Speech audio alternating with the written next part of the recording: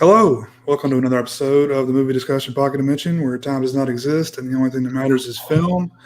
I'm Jay. This is Cole, and Hello.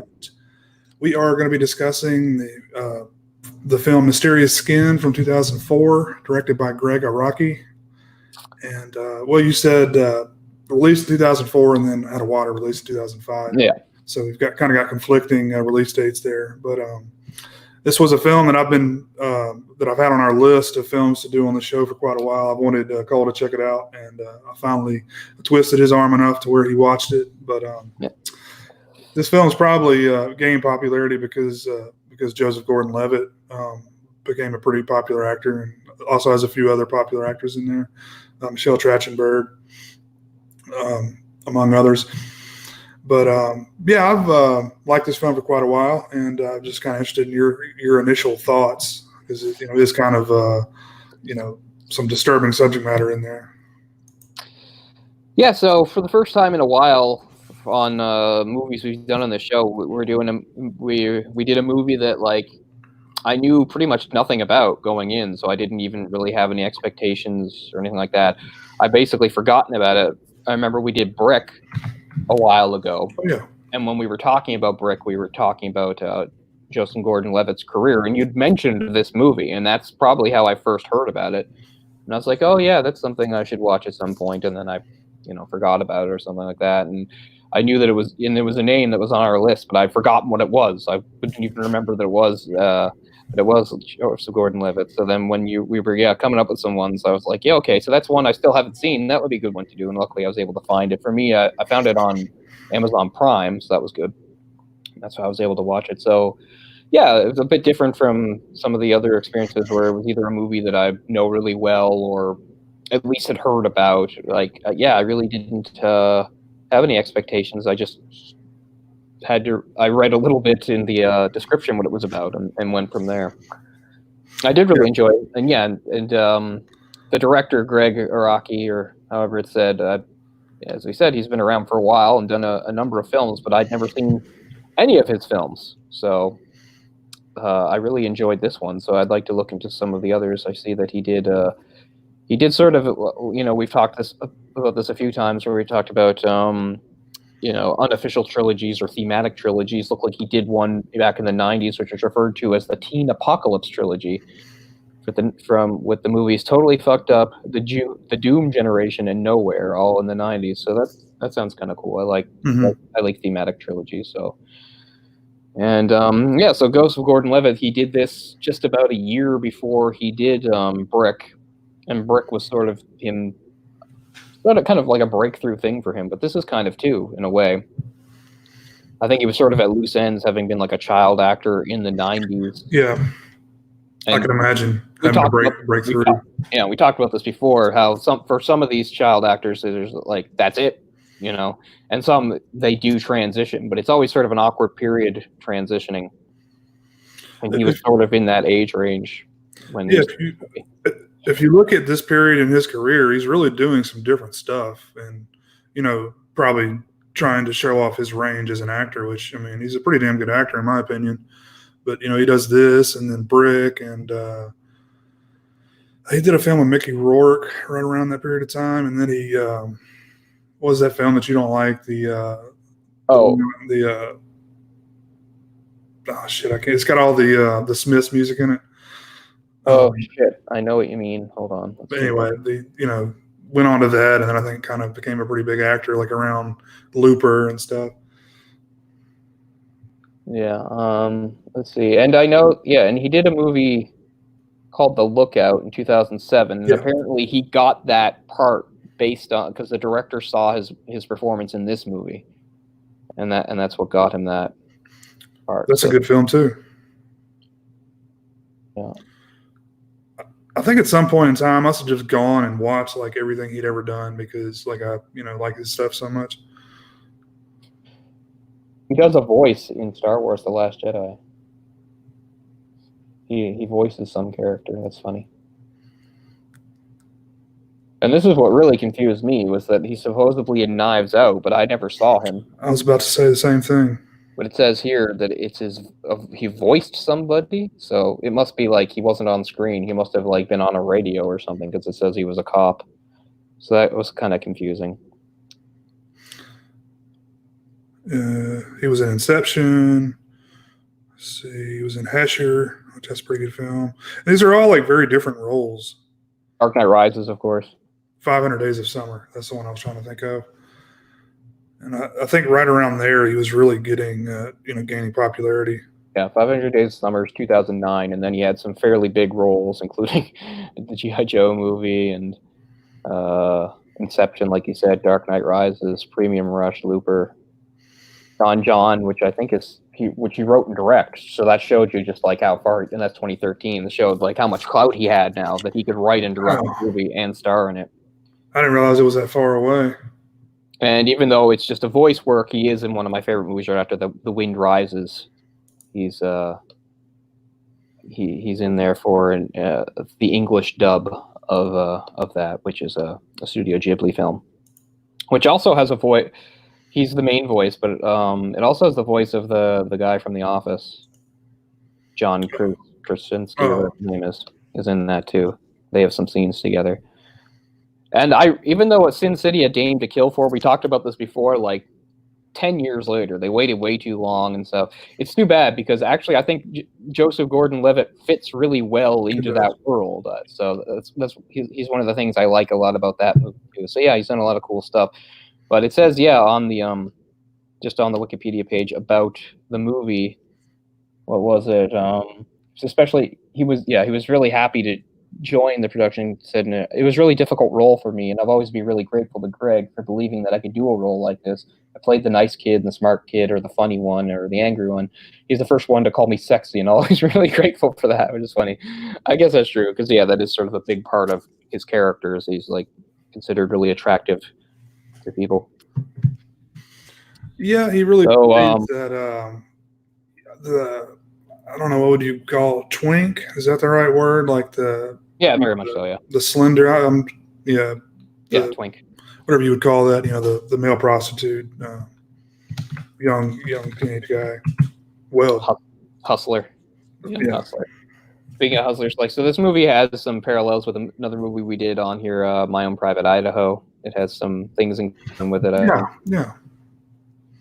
Also reminded me of one of those dramas from the 70s. It was part of that new school of acting, which had Diane Keaton, the movie Looking for Mr. Goodbar. Of course, that's a woman. I've wanted to see that film for years. I can't find it anywhere. I've never seen that one. I saw it a long time ago, so my memory of it is not good. But there's a lot of stuff in that reminds me of this too, because it's about a woman that it's different though. She's has a very buttoned down, safe existence, and I think she's even a virgin, and then she wants to break out, so she starts having various sexual encounters with men, and it sort of snowballs and gets worse and worse as it goes on. So some things there that reminded me a bit of that too. Mm-hmm. Definitely take some cues from that. Mm-hmm.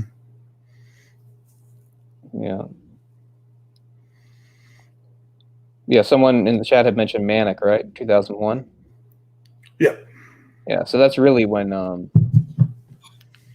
this is really when it was that transition we were talking about, right? He'd gone from there it is, sitcom, kid actor, and then now he's a bit older, he's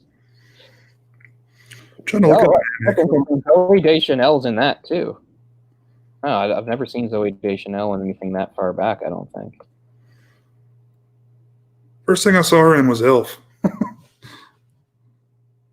I don't know what year that was, but that's probably the earliest thing I've seen her in, although I didn't see Elf until quite a few years after. That year was 2003, but I didn't see Elf way back then. But yeah, that might be the earliest thing I saw her in. Not that this has anything to do with this show, but I'm just taking a look here at her filmography for a second. I've seen Manic before, but I don't remember it very well. I'm gonna have to revisit that one. Yeah, Manic was only her third movie, and that's right. She was one of the chicks in Almost Famous. She wasn't an important one. It didn't have a lot of lines, but yeah, she was. Probably the first. So yeah, so I guess the first movie. Oh, she's in Big Trouble. That's interesting. Huh. I'd like to see Big Trouble again. Big Trouble, Little China. No, it's just a movie called Big Trouble. It's weird because it stars Tim Allen, which is not my choice. Okay, so it's have you heard of the American comedy writer Dave Barry? Yeah. Okay, well, Dave Barry has written a few books, and he's even written a few fiction ones, and his first fiction book was a book just called Big Trouble, which is just basically about a series of weird events connecting and stuff that involves like all sorts of crazy characters. And it's a cool book, and I was really interested when they made a movie, but they made the main character, they cast him as Tim Allen, which I was not happy about, but he pulls it off okay, I guess. But like Jason Lee's in there. Oh yeah. It's just one of those movies where it's just a series of interconnected comedic events. It's not bad. The book is better, but the movie's not bad. But that's interesting. So yeah, she must be the daughter in that, Zooey Deschanel. But anyway, getting a bit off topic because Zooey Deschanel is not in this. But yeah, she rose to prominence in the 2000s as sort of like a different sort of, cute girl, the sort of quirky alternative girl, to the point where she's basically almost the trope namer for it, really. What is it? Manic Pixie Dream Girl, I guess. That's what it's called. Anyways, and I haven't. She's had sort of a weird, uneven movies last year. She's only been in a couple movies the last few years. Well, she had some television show she worked on. It probably is one. Yeah. New Girl, maybe. Yeah, New Girl was the big one, where she's like the main character of that. So that's why. So yeah, I'm sure I've never seen it or anything. I don't care. But anyway, getting back to this movie, as I said, it was just to give some people the setup, I guess. In that it's about, well, there is another main actor who we haven't talked about at all. So Ghost of Gordon-Levitt is one of the two main characters. And then there's also another main character played by Brady Corbett. Yeah, that's right, as Brian. Yeah, so it's about two boys that knew each other a little bit in passing when they were younger because they played on the same like little league team. And then right after the event, the movie centered around the kid quits Little League, and then they don't see each other again for the next. And it's about how their paths diverge in the next 10 years, but the same sort of things, like how it affected them differently. And this reminds me also a little bit. It's a very different movie, but when we did The Sweet Hereafter, I said like kind of the crux of the movie. The main thing, The Sweet Hereafter, is sort of about how people react to trauma in different ways. This movie's kind of like that too, in that we have sort of a traumatic event or events and two characters that how it affects their lives, but in different ways, and how they eventually come back together again. Yeah, I like how you have two characters that, shared a similar experience, but are on very different paths in life, and it all comes together at the end. Yeah, it affected them very differently, and they reacted to it very differently. So what we got here is his character is named Neil, and he's gay, and he says he figured, and unlike some people who are gay, they figure it out later in life, and so he figures it out quite early on. Mm-hmm. And then we have this other character, Brian, who, as pointed out by a later other character, is almost asexual, and it's only because he's not really asexual. It's because the experience he had gave him this sort of aversion to intimacy, but he didn't know it, because another thing that's going on in this movie is something that we've probably tackled at some point in other movies, and actually it's done to much more sort of artistic effect in the film that we did not too long ago, The Machinist, which is repressed memory. Right. And that's what Brian is dealing with. Brian represses his trauma and can't remember it. And then in trying to piece it together, his dreams and what little fragments of memory he has, concocts this idea that perhaps he was abducted by aliens, and truly, really believes this and starts going down this path for answers. Whereas with Neil, he doesn't repress it. He remembers it well, and it really shapes the path he takes in life. Well, I guess we can get into it here. Neil gets molested by his baseball coach.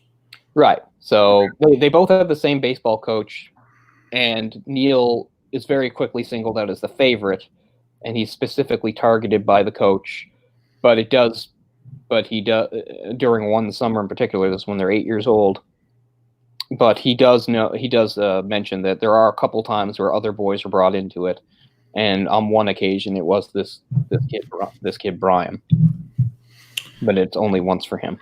Yeah, I was gonna say the way Neil describes his experience, it's almost like it was consensual. It was as close to consensual as it gets within those parameters, And right? I don't. The big thing is, and why it says is be like, when you're a kid and you're under the age of consent, it means you can't give consent, right? And that's why it's a crime, etc. But within the take that away, it's as close to consent as it gets in that the kid was receptive to it and started to view it as a positive thing. Yeah, which I don't know how common that is in molestation, but he's kind of like downplaying the fact that this guy is a pedophile, right? Like, almost like that he wanted it too. I think there's a lot of cases like that where, as I said, in the time they don't even really see it necessarily because they feel special, they feel love. Like you said, I thought he really loved me. And he said early on he saw his mom having sex with her boyfriend, and that was when he found out his type. Like the Marlboro Man type guy, the mustache, man's man, and that's kind of like what the coach was. So yeah, at that age he'd already established his type that he was into, and yeah, I don't know. It's just an odd. I mean, it kind of downplays the fact that this guy is molesting this child. This 8 or 9 year old child. Well, because when you are that age, you don't really have a frame of reference for it, right? You don't know it's wrong. Yeah, and you don't necessarily think about it in those terms either, really, because one thing that's like always, because it is true. Like, if you're an adult and you're attracted to children, that's pedophilia, and it's seen as unnatural, etc. But it's always been normal for kids growing up to be attracted to adults. I think we can all remember having it, even at very young ages, having crushes on people that were much older. So there's that side of it too, where the kid sees it as a sort of normal thing because it is, at least from his side of things, in a way, Mm-hmm. But that's really what it was. Is that he really did have. It wasn't just that he enjoyed sexual stuff, although he had like genuine like sort of romantic feelings for the coach, and that he felt like he singled me out, like I was the most special, and he loved me, and that is the case in some of these in some of this stuff with molestation. I don't, whether you believe it or not, that's the story that those two guys now have told about their experience with Michael Jackson. Right. Was they said, and it was magnified, of course, because of who he was. Like, this is the biggest star in the world, and I had this secret relationship with him, and he really loved me, and I saw it as a positive thing, and I did enjoy it. And even when he introduced me to things that I wasn't that into or would normally never do, I still thought, okay, well, I'm doing this for him, and it's something special. And it's the same type thing, he had ice cream and candy and all this stuff that they don't normally get, and things that a pedophile would have in order to lure children in. Right, grooming is a big part of it, right? Grooming, yeah. Because he's groomed. Because he also, when you get towards, we're skipping to the end here, but because it's not until the end where he talks about what it's like when there are other kids involved. Sometimes, because he says like how he was used as the lure. Like, I was basically trained to make the other kid comfortable and bring him into it. Like, oh, we're taking our clothes off. It's a game. Get him comfortable and make him feel it. Yeah. So yeah, the grooming, is classic behavior for these sorts of situations with an adult doing that to a kid. He had Atari and the big screen TV and all this great, candy and, snacks that he wouldn't normally get. Right. So the movie starts in 1981 when our characters are 8 and jumps through the 80s till we get to a lot of the action taking place in 91 when they're about 18, 19. It's pretty good as a period piece goes. It has a good feel to it. Good look. So Neil lives alone with his mother, played by Elizabeth Shue. Speaking of people with like peaks and valleys in their career, this was kind of right before Elizabeth Shue pretty much walked away from acting, which she did for a little while. This might have been right around that time or right before that or something. Or she had walked away from acting, I think, in like the later 90s, earlier 2000s, something like that. When she came back and realized she had to play the mom. Yeah. And then she's a fairly irresponsible mother who's doesn't give him much direction or any sort of discipline, really. She just sort of lets him, he's prowling the streets at night as a teenager, and she's not around or cares, gives a damn. And then we've got another juxtaposed against that. We have Brian's relationship with his mother. Neither of them have a father that's present. I don't remember what Neil says about his own father. He just leaves one day.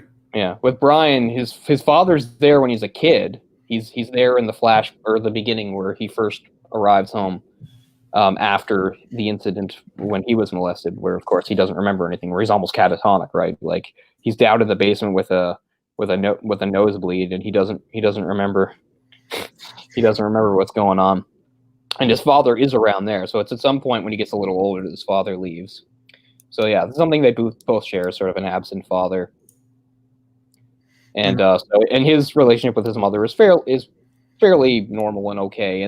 But his mother is concerned about him because she knows he's sort of retreating into his own world with this whole obsession and fixation on the possibility of him being abducted by a UFO. But she doesn't seem to really know how to handle it, so she just sort of tolerates it. Like she never. Yeah, I mean, what do you do? Yeah, he's obsessed with UFOs and aliens, and I think when it first introduces his older characters, when was it like In Search of or something's coming on? Yeah, they were going to watch some special, and he's recording it on the VCR, and she's more or less humoring him by watching it with her, right? And the other thing is, like, you can't really say whether or not it had to do with the molestation or not, because he was already kind of an awkward kid, but he doesn't have friends or anything, right? He's pretty much a loner. So his mother is like his kind of main friend throughout most of that. He had an older sister, but she gets older and moves away. But yeah, even before it happened, he was sort of like an awkward kid. Like, and that's the other sort of contrast between the two of them. They were both on the baseball team, but Neil says, I very quickly emerged as a star player. It's like, not because I was necessarily a tremendous athlete, but because most of the other kids were just hopeless spazzes. But yeah, so he becomes the star athlete and sort of the favorite, good-looking kid that the coach fixates on. Plus the fact that, his mother is pretty lax in her parenting, a pretty good target for him because his mom's absent a lot and doesn't seem to care when he's around. So, well, the mom's all about it because like the coach like takes him home and stuff, and she doesn't have to worry about it, and yeah, exactly. Yeah, irresponsible stuff. Why does this middle-aged man want to spend so much time with my 8-year-old? I don't know. Maybe you should look into that. Yeah. And a lot of people didn't back then. Yeah. It's sad, but yeah. Plus, the other thing that still happens here today too is like to this day we have this sort of view of pedophiles and how they should look and act, and the coach is this confident, good-looking man. We usually think of them as more socially awkward and certainly not good-looking and all this stuff. Whereas, yeah, this is sort of a very handsome guy that women would be attracted to and everything. Yeah, when he gets arrested, they interview the neighbors. And they're like, I had no idea. He was such a cool guy. We used to, go fishing every Friday. You know, they would, he was a good old boy, Yeah. Yeah. But, people like that always put themselves in that situation. I know I've told you before, I think I may have told you before, that I actually had a situation similar to this with one of my teachers.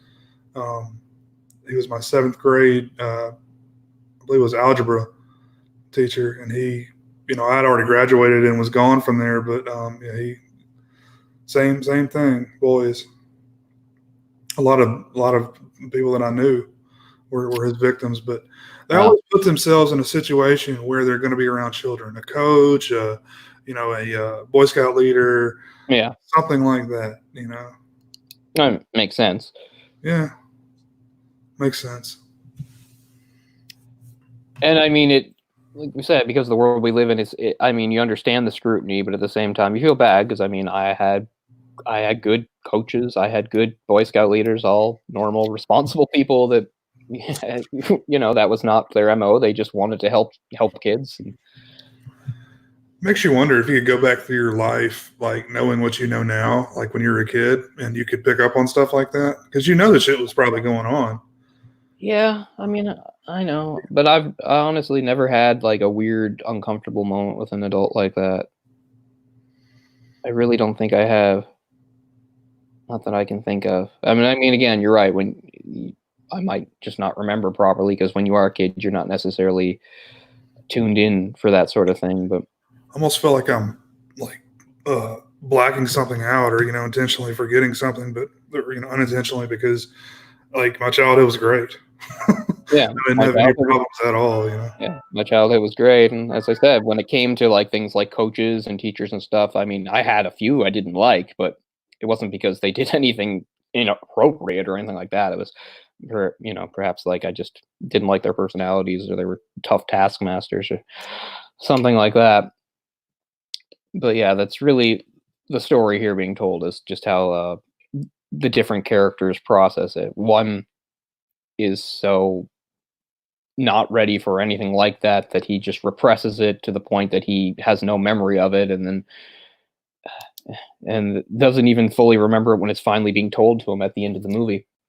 Spoilers.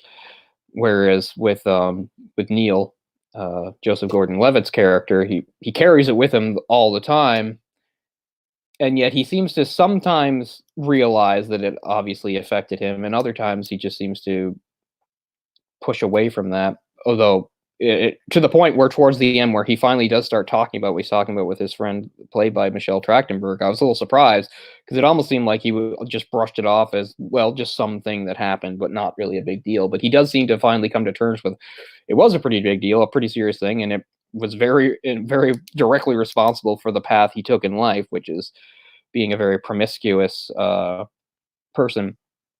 I mean, he was a hustler or whatever in the small town. You could say like it was to make money, but as it gets shown, like he doesn't seem to have any sort of standards for this. Like he even brags to his friends a couple of times. He's like, I've like fucked every guy here, you know. So and we see him have some of the movie shows some of the encounters, and one of the first ones is like some Wilford Brimley looking dude. Hell, it might even been that actor. I can't remember anymore. So it's just like he doesn't seem to care. But Jay is engaged or something there, so I'll continue on. Mysterious Skin. That's an interesting title. I'll have to give more thought to that. But yeah, they both sort of go in almost opposite directions. Like one guy, he doesn't realize he has an aversion to sex and intimacy. Is something he doesn't really think about until there's a point where it's finally thrust upon him. So that show he was watching that was talking about alien encounters, there's a woman that gets interviewed on it who's convinced she was, one of those people that's convinced she was abducted multiple times, and they say that she's from a town somewhere in Kansas, and he's like, that's only 30 miles away. So he sees her as like some sort of kindred spirit. So he actually reaches out to her and writes to her, and he winds up actually going to meet her, and they both have sort of a connection because they both think they have this shared experience when of course they do not. We can't speak for her as far as we know. Maybe she was abducted by aliens, but he was not. And over time she starts to have sort of romantic feelings for him, and at one point she finally does like come on to him in her own clumsy way. She's a bit older, she's like 32 or something like that, but it's pointed out like whatever her experience was has also affected her life because she only works part-time. She still lives with her father, and that she hasn't had any sort of relationship. She's a virgin. So in her own clumsy, fumbling way, she tries to make a move on him, and he's, pushes her away, and he doesn't even really know why, but we know why, because the last time he had any sort of intimacy, it was those circumstances. Whereas, yeah, with Neil's character, he just went down the other path where it was just like promiscuity and sex all the time. His identity was pretty much defined by sexual encounters with various almost always older men. Yeah, so Michelle Trachtenberg's his friend, and she's aware of everything he does, although she's not aware of the thing with the coach. That is something he kept from her until towards the end of the movie. So she doesn't even seem to really think there must be any underlying reason for him acting this way. Like, she's always concerned. She's worried about his safety, which is true. because there's a point in the movie where, fairly late in the movie, where he's not even in their small town anymore, where he's followed her to New York City, where he's still doing the same thing, meeting up with older men for sexual encounters, where finally he does meet a very aggressive, mean guy that basically beats him and verbally assaults him and rapes him. And you're thinking, wow, I'm surprised it took this long for it to happen, really, because I think for most of the movie, we're just waiting for him to have an encounter that's like that. And it's not until he's a couple years into it and in New York when this finally happens, because they say because the movie takes place mostly in 91 when he's about 18 turning 19, but he says he started doing this when he was 15, and he's pretty prolific, as he brags and points out that he's had encounters with pretty much every guy that comes around looking for that. And yet he doesn't actually have anything particularly negative. Nobody really abuses him or assaults him, which is pretty lucky.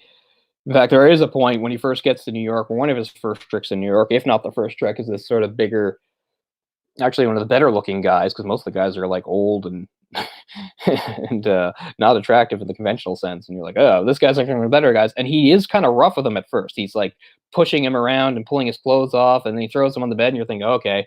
But then the big reversal here, is we're going to get explicit, people, is he puts himself on the bed and says, I want you to fuck my ass. So it's like, oh, okay, we thought it was going the other way. We thought he was going to give it to you. So, yeah. So, as Jay said, this movie gets very sexually explicit, not just in its language, but in the stuff it shows. And got to give it credit for that.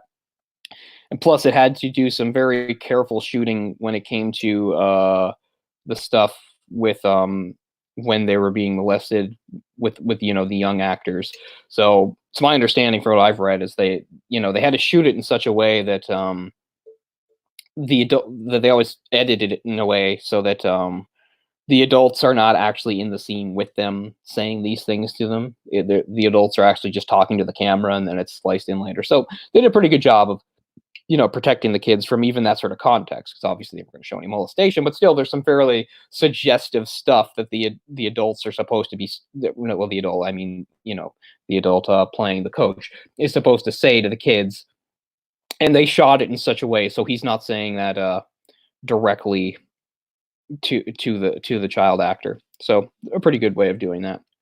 Although they did have to get one sort of suggestive shot that, I mean, they couldn't take. So one of the first times when he goes over to see the coach, it is sort of like we said, it's grooming, and the coach is smart about what he does. He doesn't just suddenly come on to him in a sexual way. He realizes he has to build up to it. But one of the things he does is he takes out a Polaroid camera and just starts taking shots. And he says, oh, anything you want, make funny faces and stuff. But at one point he does like take his finger and put it near the kid's mouth, and he's sort of like pouting towards the finger in a way, and it looks very suggestive. So they did do that. But I'm sure, yeah, it was all very above board and tasteful the way they shoot that, because it is obviously a very tricky thing. Anyway, I think we've got Jay back now.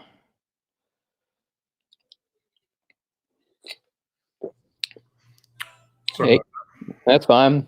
I was kind of all over the place talking about just how explicit the movie does get with some of the sexual encounter stuff. And I was talking about how when it came to the scenes they were doing with the actual molestation with the coach, how they shot the scenes in such a way so that the adult actor is not actually directly interacting with the kids, so they could not even have to expose them to the context, which was, yeah, you kind of have to do it like the proper way of doing it. Which is why maybe some odd cuts in there. Yeah, but I get it. It doesn't take me out of the movie. It's still it's not like herky jerky. It still works fairly well. Mm-hmm. Mm-hmm. Yeah, it does get quite graphic with all of it. You get to see him, Neil and his prostitution. Yeah, goes from the guy from Office Space. Jump to conclusions, or what is it? Jump. He invents the mat. Oh yeah, that's right. Yeah, I previously called him that Wilford Brimley looking guy. But yeah, that's like the first sexual encounter we see. So it's that's what I was saying. I was saying how like not only like he's super promiscuous, and he covers it by saying like it's a way of making money, but it's clear he doesn't need to do it. He seeks out, and as I said, he's very he doesn't really even have much standards, and that a lot of the guys he's with are older and unattractive, and they really get it with that because like first thing is that guy, Yeah, blowing in his mouth. and I know what you're gonna say. That was irresponsible, but we're not in a big city here, and you're just a kid. Yeah, and that's really I guess maybe how some people saw like AIDS during the 80s and stuff, right? Because that's even when she's telling him he has to be careful, it's only because they're now in New York. She's like, well, this is New York, you have to be careful, as if like you can't get sexually transmitted diseases in other places. I mean, this is the early 90s, man. That's like when AIDS was like, everybody's going to die of AIDS, Yeah. Huge. I mean, you grew up in that period of time. I mean, it was crazy. I was terrified. I really wasn't. I didn't think about it. I knew, I don't know. I wasn't terrified. Well, for one thing, when I was a kid, I wasn't having sex. Right. That kind of helps. Well, I mean, you have people getting it from blood transfusions and, I know. needles and stuff too. I know. But no, wait, I don't know. As much as it was around, I barely thought about it, to tell you the truth. I mean, it was probably just because they were hammering it in our head all day long, how bad it was, and, PSAs on television about it. And, now it's completely different. Like, when I was coming around, if you didn't use a condom, like, you were going to die, Now it's like kids don't even use protection anymore. Like, they're not really afraid of AIDS anymore. I definitely wasn't. When I think of like my first sexual experiences, the only thing I was ever concerned about was getting people pregnant. Mm-hmm. That would ruin your life more than AIDS. That's basically how I saw it, probably. Yeah. I don't know, but I did describe some of the encounters, and I was saying it's kind of funny that like how not just because of that, but how dangerous it is just in general to do that. That it's kind of surprising that it's really late in the movie that he finally gets picked up by somebody that like really hurts him. Because you're thinking, wow, you think this would have happened way earlier at some point. Well, it kind of progressed. Like, he had that other violent guy that wanted him to, fuck him in the ass, and he actually. Well, that's what I was saying. That's the one that sort of like plays your expectations, right? He comes in, this guy's like suddenly really rough with him and pushing him around and stuff and pulling his clothes off, and you're thinking, oh, he's gonna get it. But then he's the one that goes on the bed and says, oh, fuck my ass, and you're like, oh, okay, role reversal. And in that scene, that's when he first gets to New York. He says, what are you doing? And he tells him put on a condom. And it's funny, like you said, it's 1991. It's not like ancient times. When he says it, like Neil reacts like he's never even heard of what a condom is. He's like, what? And it's like he seems to be thinking, like, am I even going to be able to do this?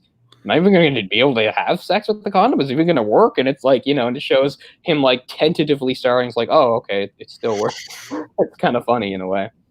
And he comes across the one guy that's covered in like boils or moles, or I don't know what's going on with that guy, but that guy's Billy Drago. I just realized that. Yeah. So the thing about him is he's a guy that did have AIDS, and he's got like lesions that sometimes people get. And the whole thing is like, he doesn't want to have, like, he is responsible though. It's like, I don't, he's not like, you're not going to have sex. I just need somebody to touch me. So they don't have sex. Like, the guy knows what he has, and he's not going to pass it on to anybody. He just wants somebody to touch him. And that's why he gets him to like touch his back. And that's really the thing that freaks him out the most. It's like, wow, people do have AIDS. So you get, I didn't even put that together. So you get like open sores from AIDS? Yeah, you can. Really? Because one of like the main thing AIDS does is like it destroys your immune system. So it leaves you open to all sorts of infections and things. And so usually when people die from AIDS, it's complications from AIDS, something else that technically kills them. Like pneumonia or some shit. Yeah, exactly. I got you. Okay, so well that makes sense then. But when he's telling the story to his friends, he's like, "Oh, it was great. He just wanted me to like rub his back, and then he watched me jerk off, and I got like $500 or whatever it was." Yeah, he's always trying to downplay it, but it actually did freak him out because here was somebody that really was actually dying of AIDS and was in this thing where like he knew he couldn't have sex with anybody. He just wanted someone's touch.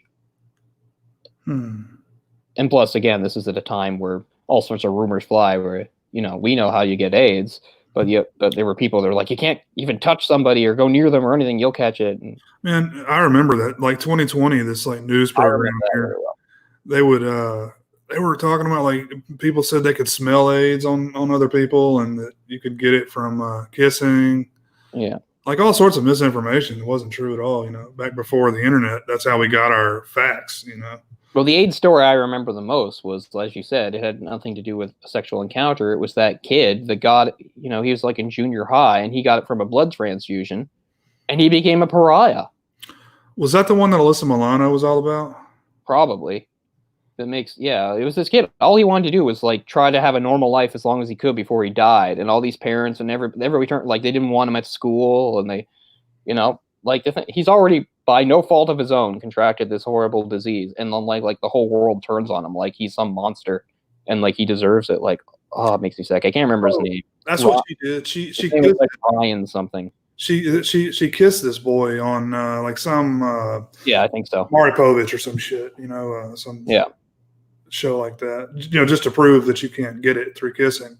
Yeah, because people thought you could, and, people thought you could took way less contact than that. Like you couldn't use the same bathroom as them, or all sorts of things like that. So that's the main sort of thing I remember about AIDS. Was like you said, all the misinformation and people freaking out, like, oh, you can catch it this way, you can catch it that way, and that's what I really remember. I mean, obviously, there always does have the sexual angle, and it's true, sexual contact is the main way to get AIDS. But I remember all the other stuff too, where people were freaking out. I remember the Captain Planet episode about it. Oh wow, that's what I'm saying. It was everywhere. It was a Captain Planet episode where like this kid, like the same thing happened. Like everybody turned on him, wanted to kick him off the basketball team and all this stuff because he had AIDS. Well, and Captain Planet himself shows up to make a speech to everybody, and it's a pretty dumb, preachy show that sucked. But this was one good moment where, like, it was true. Like Captain Planet's like, "Let me give you the facts," and he does. He tells them, So that's directly based on Magic Johnson, right? Because didn't he get kicked out of the league because he had AIDS? Like players didn't want to play with him. Oh, I'm sure. I don't know. I didn't follow that, but I knew he had, or he never actually had AIDS. He had HIV, right? HIV, yeah. Magic Johnson's like a weird anomaly that like has just lived with HIV all these years. It's never finished or progressed or whatever. Never progressed. Full-blown AIDS. That's the term, I guess. Full-blown AIDS. It's I remember around the same period of time there was I think it was The Real World season 3, which it was a pretty popular show around that time. I watched a lot of that dumb shit. Yeah. It was the first time they had an openly gay character on the show. And, they were always talking about AIDS and, hope you don't get AIDS, hope you're being safe. And that guy actually died of AIDS, like not too long after that show aired. So I forget his name, but like Andre or something like that. Mm. But I guess that was another unfortunate thing sort of about tying it up in like people's minds. Cause it's true. Cause obviously, anybody could get AIDS, but where it really started was within the gay community, right? So a lot of people tied it to that. They called it a gay disease. It's like, this is God's way of killing faggots and all this stuff. And I mean, that's why it was hard, I think, difficult to be of like someone's age like myself, where like the first time I ever really even heard about gay people, homosexuals, like AIDS was always like tied into it, like as if like they, so that's another reason why there's a negative stigma, which is really unfortunate. Luckily nowadays, like at least nowadays, when kids hear about like people, when they're, maybe it's first explained to them that there are gay people and stuff like that, they don't necessarily have to have AIDS brought up and thrown in their face at the same time. But that's what it was like for us when we were kids. Mm-hmm. Yeah, my parents never like had a talk with me. I kind of just found out through pop culture, probably. Yeah, pretty much the same here. And it wasn't like the birds and the bees, and also there are gay people. Yeah. And I mean, I guess that's on parents can decide whether they think that's relevant or not. I mean, I don't think my parents really thought it was an issue that I necessarily need to be warned about or anything like that. I don't know. I'm terrified, man. I don't know how to have that talk. I'm gonna need to talk to some professionals before I do that. Yeah. I mean, my dad tried to have the talk and it upset me greatly. So then they just like gave me a book. Well, I think by the time my dad had the talk with me, like I already knew everything, and we had already done sex ed at school, and like I had hit puberty like 5 years before, so he was like way late, and like Yeah. We have fairly we have pretty good sex ed at school, I have to say. Yeah. I mean, it did the job, and it was boring, and it was corny, and all that stuff you expect, but I mean, it did the job. I mean, yeah. And then, and then there's stuff that sex ed doesn't tell you about that you just find out from older kids and stuff like that. I can still remember when I was like 13, I was in grade 8, and so obviously I knew sex and things like that. But at this point, I'd already tried to like watch sex on TV and stuff like that, so I knew sex. But I remember like the first time somebody told me like what 69 meant, I was like, wow, like it blew my mind. Yeah, I heard the comedian Tom Segura talking about that. It was like as soon as he found out about 69, he was like obsessed with it, and he couldn't wait to try it. And he finally did it, and he was like, "This is stupid." It was like so underwhelming,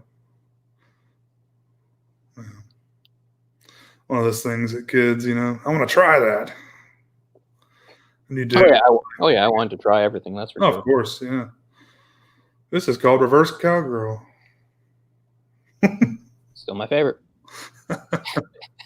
That's more information than the people wanted to know, but there you go. And it's it works in the coronavirus. You can cough away from your partner. Exactly.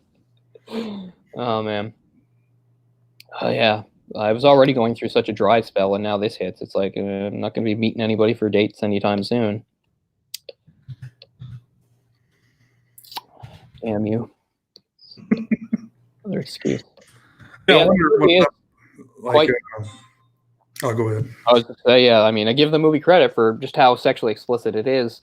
I mean, because you always walk that line about it being exploitative and stuff, but I think it's good to like really just get in there and talk about things, and not even necessarily showing things, but the fact that it talks.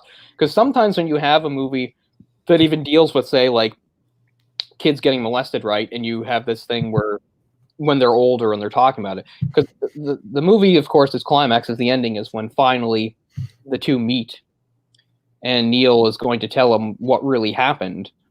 It doesn't cut away. He doesn't just say vague things. He says what the fuck happened. Yeah. And I think that's kind of important to actually get into it instead of, because not so you can get some weird lurid thrill out of it or anything like that, but just so you, I don't know, get a sense that it was a real thing that actually happened. I mean, it's a movie, it's fiction, but I just mean, this sort of stuff does happen in real life. Yeah. And I know, and it's different for everybody, right? Like when they talk about like, the extent of the molestation, like, sometimes a lot of these kids, they don't necessarily have like intercourse, but they still do various sexual acts and stuff like that. And this movie really gets into that, and I kind of I applaud it for that, really. Well, it's like Neil knew that Brian's life was kind of like, I mean, this was his life, trying to figure out what happened with his time loss, and he thought it was aliens, but I think it's nice that he sat him down and told him exactly what happened, so he could move on with his life. And there could be a struggle there, right? Too, like even though he's got sort of a messed up life, is he better off not knowing? Because it's really going to hurt him to find out, and it does. He's very upset by it, but as I said, I do think it is the right thing. I know it is true. Like it happens in some people, doesn't happen in other people, where we're able to repress traumatic memories, and it is a defense mechanism, and maybe it is useful at the time, but it's still, like I said, he's still damaged by it. He just doesn't know why. I was talking when you were on the phone there about like how, so when he watched the show, there was that girl, right, or that woman who he eventually tracks down sort of as a kindred spirit, and she starts to really like him because she's it's funny, the movie doesn't make it the movie never explains. We don't know what happened to her, for all we know, she did get abducted 20 times or whatever. We have no idea, right? But we know she's screwed up too, and she's 32, and she's only partly employed, and she still lives with her dad. She obviously hasn't had relationships or anything like that, so she like clumsily in her way comes on to him. Mm-hmm. And he rejects her very strongly, and he doesn't really know why, right? He doesn't know why he has an aversion to physical intimacy. So, well, her way of coming onto him was like grabbing his dick, like, yeah, hey, it's okay.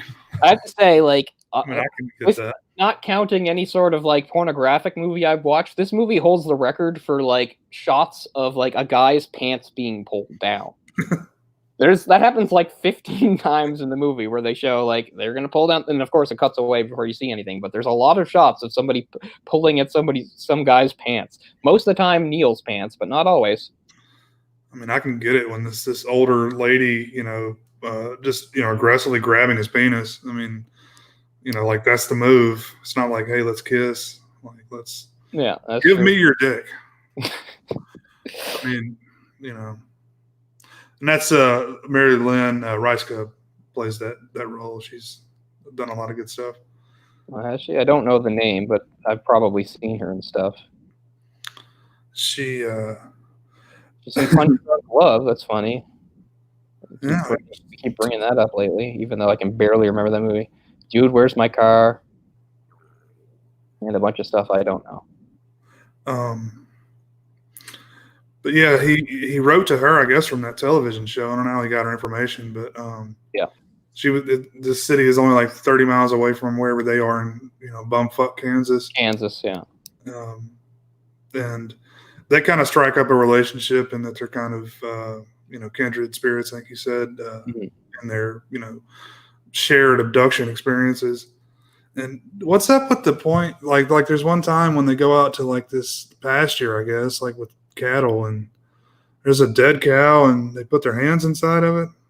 Okay, so that's like a UFO type thing too, right? Like how sometimes people have found like mutilated cows, and they don't think it's the work of like any sort of animal or person. They think maybe aliens did it. So that's that. Why they put their hands in it, I don't know if that's a thing. I haven't watched enough of that UFO stuff to know. I don't think so.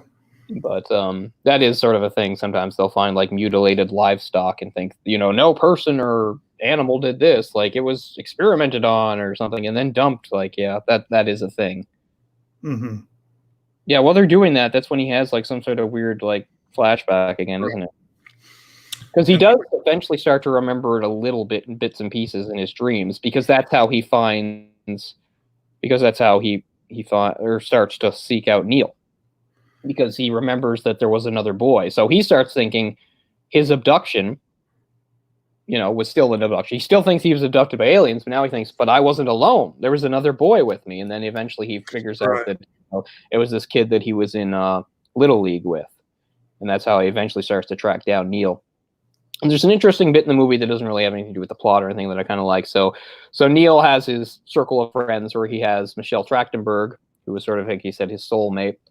And then he has the other guy who is kind of like sort of infatuated with him, would like to be his boyfriend, but Neil's not capable of, doing that sort of thing. And he just accepts it anyway. They all know that he hustles, that he engages in this. In fact, he even brags about it, at their bar. He's like, I fucked every guy here, So we know, he has feelings for Neil, but he realizes Neil can't reciprocate in that way. And she even says something like, he doesn't have a heart. He has like a black void where you're supposed to have a heart or something like that.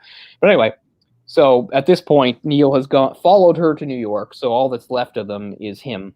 I need to find his name. I believe it's Eric. Okay, Eric, right. It's Eric. So when Brian comes looking, he finds Eric, and they both wind up going to the same community college in the town, and they strike up a friendship, which is it's just kind of nice, because for Eric, it's nice because he's lost his two best friends, and for Brian, it's nice because he's never had a friend before. So it's kind of like this interesting sort of unlikely friendship that comes together under sort of the weirdest circumstances, right? Yeah. Like you're friends with Neil. I need to find Neil because I think he and I were abducted by aliens when we were kids and played Little League. It's like, okay, but they become good friends, which is kind of nice. Yeah, that's nice.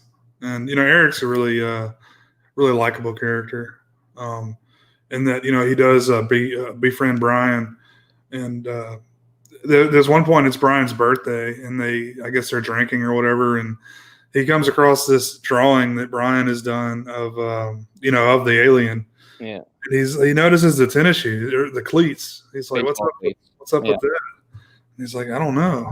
Yeah, because it's baseball cleats, right? Yeah. So that's kind of like when he starts, putting two and two together, that maybe this is more than just, an abduction. Yeah. I mean, an alien thing. I feel bad for Eric because he's infatuated with Neil and knows that he won't like it. And she says she went through the same thing when she was younger, where she was sort of infatuated. It's kind of interesting when Neil says in the narration about their relationship too. He said, it's a good thing I was queer, because otherwise we would have wound up having sex and probably having a kid, and the kid would, just go and be one of those many kids that goes into like foster care or whatever, doesn't get taken care of. He's like, so it was all for the good that I was queer. Another unwanted kid. Yeah, and exactly. Another teenage pregnancy, unwanted kid thrown out into the world. But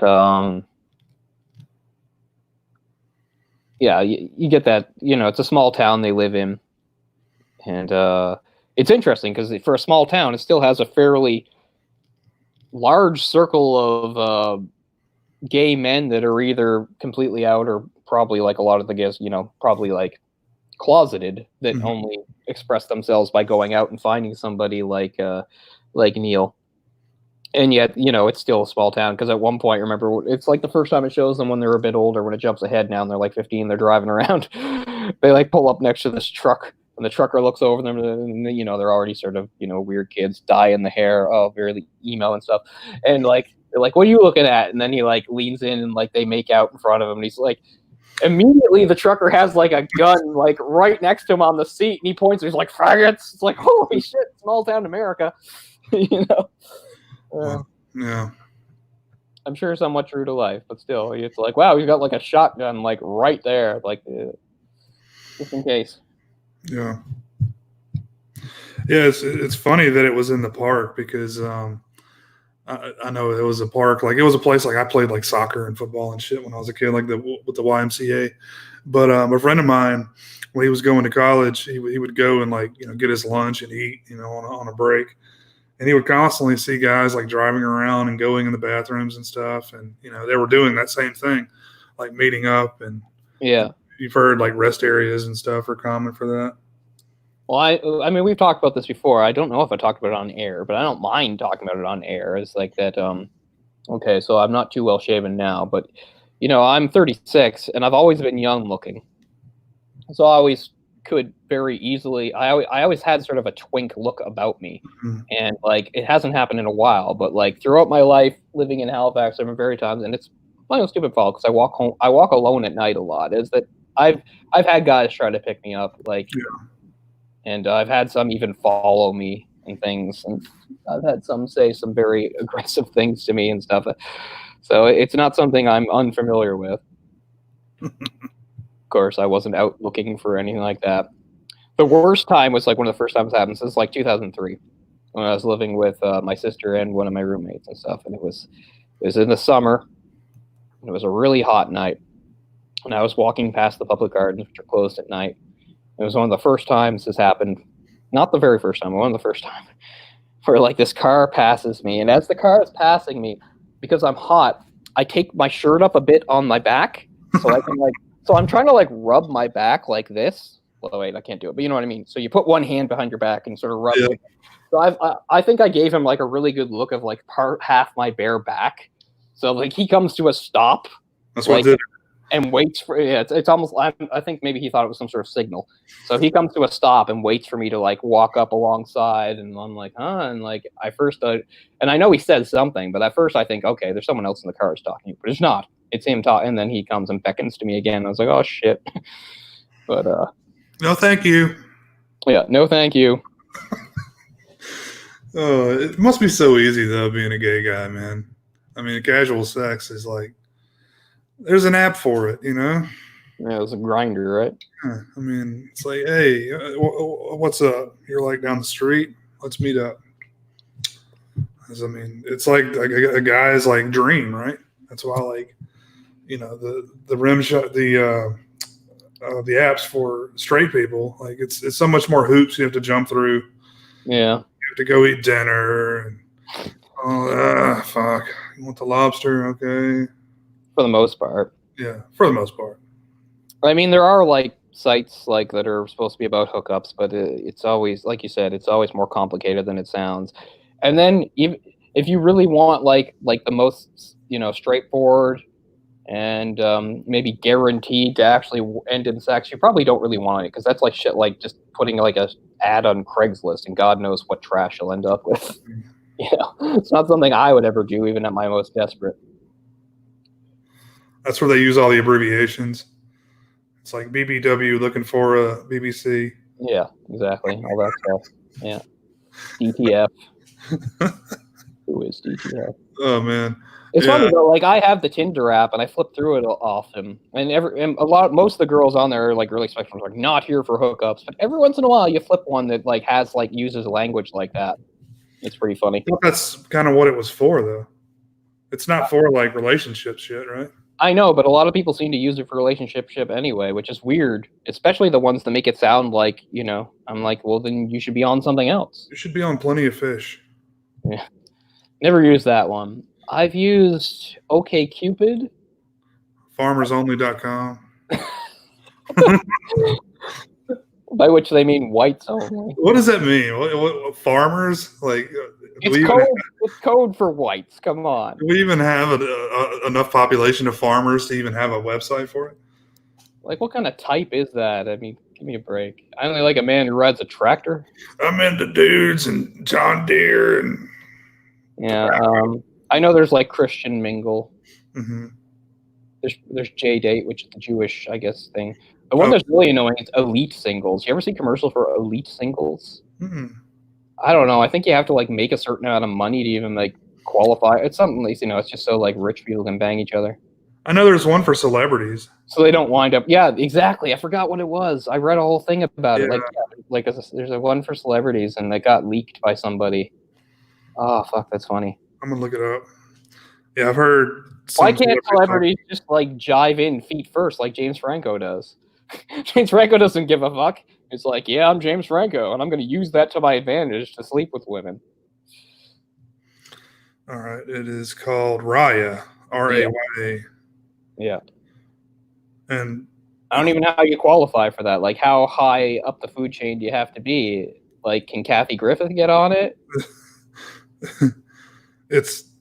But I mean, it's for celebrities to meet non-celebrities, right? It's like if you want to. Is it? I'm not sure. You must be. I thought it was so they wouldn't have to like be with riffraff, which is funny because like, why do they need to look like that? Because I mean, that most celebrities just date other celebrities anyway because they're always meeting each other at various public events and working together on movies and shit. To join Raya, users must be referred by an existing member, and then their application is voted on by a membership committee. The acceptance rate for Raya membership applications is approximately 8%. Yeah. So they're turning 92% down. Yeah. So I think the only way you get on that if you're like a poor is if you're like a 10, probably. Like, well, she's nobody, but she's hot as hell, so we'll put her on here. Who does that benefit though? Because I thought celebrities like don't want to date other celebrities. That's what I've always heard. I mean, no, the celebrities will always date celebrities till the end of time. That's all they know how to do. In a way, I kind of get it. It doesn't bother me too much because I think like what dream celebrity would I want to be with? And then I would just think like how unbalanced it would be and how stupid I would kind of feel by comparison, right? I do. Do you always hear about these celebrity relationships that they never work, right? Because you've got two people with huge egos, and it always there's always some problem there. But you see, like they just like marry like some random dude, and it like works out, or random lady. Yeah, that's what Matt Damon did. He married some like bartender that already had a kid. I mean, he's Matt Damon. He could have Matt fucking Damon. He could have some very high-profile, beautiful women, and I'm not saying she wasn't pretty or anything like that. And I'm just saying, but what he went with was a bartender who might have been who already had a kid. Like, I wouldn't do that, and I don't have I don't have quite the range of options that Matt Damon does. I'll just put it that way. Or like, I should. I think Adam Sandler did something similar. Yeah, as much as I rag on Adam Sandler for a million things, especially how he always puts himself in movies where he's opposite some much younger woman and stuff. Like he's actually been married for like 20 years, so give him credit for that. But still, I think he is living out his fantasy, always casting himself as some dumb schlep that gets to be with a much younger, attractive woman. It's never like a, not a younger, attractive woman. I mean, that's the rule of movies anyway. I'm just saying. I'm just saying Sandler really stretches it. Tom Cruise does now too. Since Tom Cruise stopped aging, he's in movies with women that are like more than 20 years younger than him, as his like opposite romantic lead. He's in his 50s, right? So yeah, he's like 54 or something. He's banging like 20-year-olds in these. I mean, not in real life. He's homosexual, but I'm just joking. He probably. I don't know. I have no idea. I wonder if Tom Cruise is anything. I just think he's a lunatic. He's asexual a bit. Yeah. Like he has sex with himself, because that's who he loves more than anything. Yeah, exactly. That's his thing. But he's probably an alien too. That would make a lot of sense. Because he still does his own stunts, and he stopped aging. He's made some sort of unholy deal. I used to like Tom Cruise a lot, but he hasn't really done anything other than like Mission Impossible movies lately. Yeah. You realize that's what he's known for, what he does best, and he's sort of stopped taking on roles. I don't know. I've never disliked him as an actor. He's okay. I mean, I liked Vanilla Sky, even though I know that's a remake. I hate that movie. Actually, I loathe that movie. Every second of that movie is pain for me. Have you seen the original? I've still never seen the original. I'm well aware that it's a remake of a Spanish movie. But Penelope Cruz may be in that one too. I'm not sure. But that movie to me is just a series of conversations that drive me insane. It was around. It all feels so pointless. It's funny. Sorry, go ahead. I was going to say around that period of time, I liked Tom Cruise a lot. Minority Report. Around that time. Yeah, I love Minority Report. What's funny is just around 2004 was when his ego started to overtake him, right? And he became like a real lunatic. Actually, one of my favorite movies is from that era. And I know it's not a good movie, and it's the type of movie people who know me and all my hangups, I should be really pissed off. I like Last Samurai, despite the fact that it has so many stupid, obviously historical inaccuracies, and plus the whole thing is here's Tom Cruise, teaching us the value and honor of being a samurai. Okay, okay, whatever. And it's a pretty preposterous plot that a 40-something Civil War veteran could become a samurai. It's silly, but I actually still really enjoy the movie. Yeah, but yeah, the mid 2000s, right up, for that era from about 2004 right up to maybe 2010, 2011. That's when he was at his worst, his most insufferable. That's when he was just a lunatic.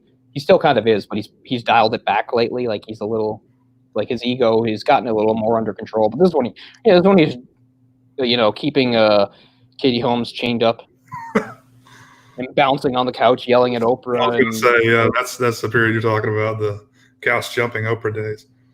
And what was it? He went after Matt Lauer or somebody for not knowing about psychology or something, saying how he studied the history of psychology or something like that. I think it was Matt Lauer. I don't know. What's the measurement again in Scientology? The thetans. I'm filled with that shit. You wouldn't believe it. Yeah, because the whole thing is they have a weird thing that reads it, right? And the thing was when they read Tom Cruise, he was almost off the scale. It was the second highest ever after only L. Ron Hubbard himself or something. Yeah, him and Travolta, yeah. I'm well, isn't that an interesting coincidence? So the most famous, high-profile, marketable member is also. I love all that stuff. You ever see the footage of them giving him a medal for it? Yeah. Well, you saw the documentary, right? Oh, I've seen almost any. I was always fascinated by Scientology stuff, so I've seen every documentary. Yeah, it's pretty amazing. But another good one he made was Live, Die, Repeat. Did you ever see that with Emily Blunt? Right, it has another name. It has another title. Oh, it does, yeah. And I still haven't seen it, but I've always heard it's good. That's based on a graphic novel or a manga or something. Yeah, I've got it. Cool. I've never read that. I'm trying to remember the other title, though, which I think the other one's better. The other title is better. Something Fall? No, that's not it. Anyway, I got one of the titles. That should count for something. Yeah. Because it was released in theaters with a certain title, and then home video, different title. Edge of Tomorrow. Yeah. Yeah, I've always heard that was good, and just never got around to it. Oh, you never saw it? Yeah, it's good. Yeah, 2014. Remember, I saw Oblivion, which it's worth a watch, but it's kind of forgettable. That's like 2011. But yeah, you and I both really like Minority Report. I think that's a really great sci-fi movie, and like maybe like the best, like one of the best Spielberg movies that doesn't get talked about. That's what I was going to say. I know it's a Spielberg movie, but it's kind of underrated. Like I mean, I watched it again, a year or two ago, and it really holds up. It's a great film. It has a really nice visual style. I remember when we did AI, we talked about it. I looked it up. They did like a certain sort of thing to give it a cool noirish color look to it. Mm-hmm. The way they shot it, it looks really great. Yeah, it holds up really well. Still has really good effects even all these years later. Mm-hmm. It does. It's got the really grimy aspect of it, like when he gets his eyes transplanted, gets the eye transplants. It's all that guy's all nasty and oh man, got that. It's that futuristic look, kind of like Children of Men, which we covered on the show. That like I don't know what you call it. It's like the post-apocalyptic, but I mean I know Minority Report is not that, but it's like it's not all clean and right. What I liked about it is like there's so many of those movies that like obviously the big thing they lift from was Blade Runner. This one does, but it glosses it up a bit too. So it's not just like, oh, grimy, noir future. It still has that noir feel, but it stands apart because it has a look that's at least somewhat more unique. Because there's like once Blade Runner came out, it was so perfect that everyone was like, just do that. Yeah, that's the future. Right there, There it is, yeah. So even though this movie, yes, does take some visual cues from Blade Runner, and it does build on it a bit and make something that looks at least a bit more unique. Yeah, I mean, if you want to make a list of films that rip off Blade Runner, yeah, it's gonna be a long list. Long list, man. And I mean, I even like a lot of them. Right, me too. You have to say. But speaking of which, I know one I want to do on this show that we've talked about is what's it called? The Terry Gilliam one. Oh, 12 Monkeys. Oh, yeah. We've talked about 12 Monkeys before. Yeah, I really like 12 Monkeys. I thought you were going to say Brazil. Well, Brazil's my favorite. That's among my favorite movies of all time. I love Brazil, but no, 12 Monkeys. It's one of my favorite things that where Bruce Willis isn't just playing Bruce Willis, which is something I like. Because a lot of his movies, he just sort of plays himself, which is fine. That's what we like, That's what we like about action stars like Bruce Willis. But this movie, it's more downplayed. It's not like he plays like a really eccentric or different character. I just mean he's not like all badass and stuff the way Bruce Willis usually is. Definitely the past 20 years, that's all he's done. There was a time and place when he made pretty good movies, like in the 90s. Yeah, Bruce Willis can act. He can play a different role, he's not Gary Oldman, but he can play different roles. He can. Well, he's fallen into that. He does that like whisper talk. He's like, okay, then. Nobody hates that more than me. That's why I couldn't stand even stuff that's considered good, like The Sixth Sense and stuff. The Steven Seagal voice. Because he only seemed to have two speeds after a certain time, where he was like sort of like a fast talking, yelling guy like John McClane. Or he was that guy, a guy that barely ever talked, and when he did, he left huge pauses. Like that's why one of the main reasons I know a lot of people consider it good. Why I can't stand Unbreakable. Somebody will say something to him, he'll wait like 5-6 seconds, and then he'll go. And you're like, what? Like I just want to scream at the screen. Speak up, say something. Ah. I like Unbreakable quite a bit. Yeah, well, I mean, even for people that don't like Shyamalan, they often point to Unbreakable like that's the good one. I'm not going to say it's probably better than his others, but people have heard me say I don't like anything. I don't like anything that Shyamalan's done. Not one film. I thought Glass was badass. I don't care what anybody says. I want to watch it again. I give credit to what's his name? Shyamalan. No, not Shyamalan. Never give credit to Shyamalan. James, or is it James? No. Anyway, that Irish actor or whatever his name is. Oh, McAvoy. James McAvoy, right? Yeah. Pretty interesting role. Not great, but interesting. He was good in Split too. I mean, being able to do those parts is not easy. I mean, Yeah, that's what I mean. Like he has to yeah. play a multifaceted character. Looking at looking at Bruce Willis here. Not a whole lot I care for in the past, other than those few films. I was okay with the Death Wish remake.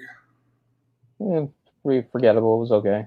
Yeah, Certainly one of those really unnecessary remakes. Like, does it bring anything new or anything? No, but Looper, which I know we both don't care for that one.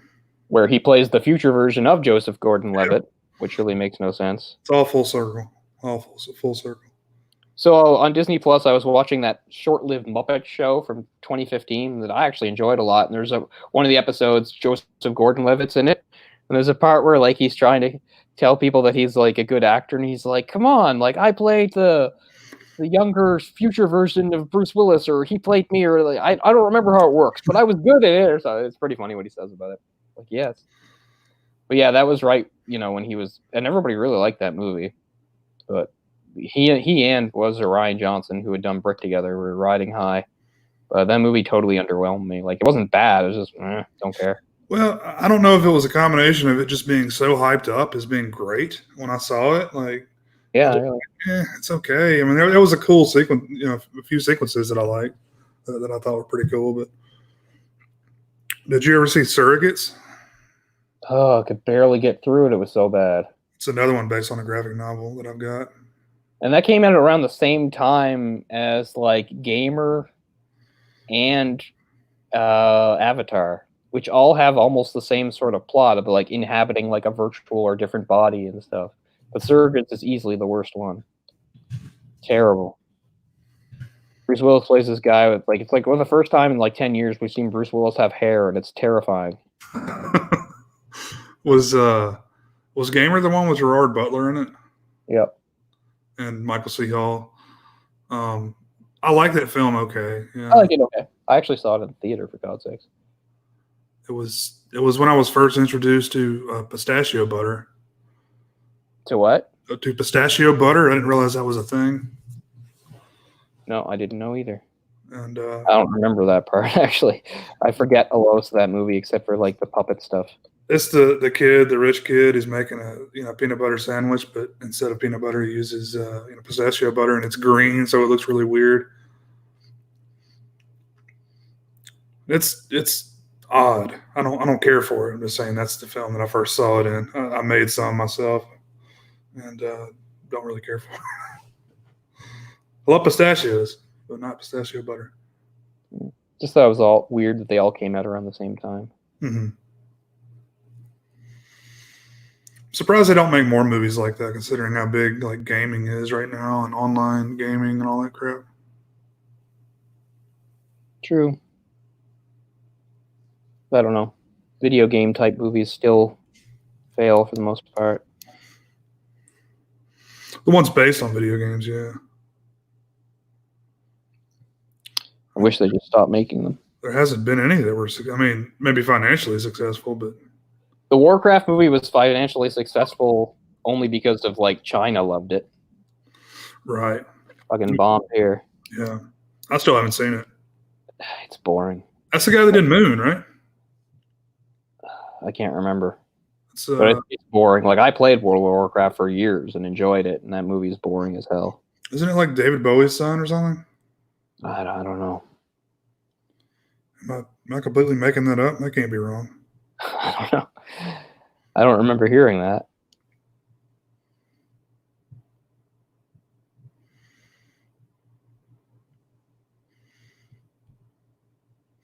So see if I'm even right about the director. I thought it was the same, Duncan Jones.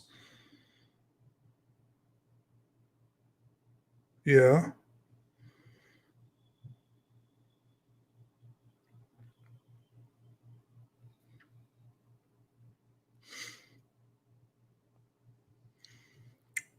Does anyone know anybody watching? Is Duncan Jones David Bowie's son, or did I completely make that up?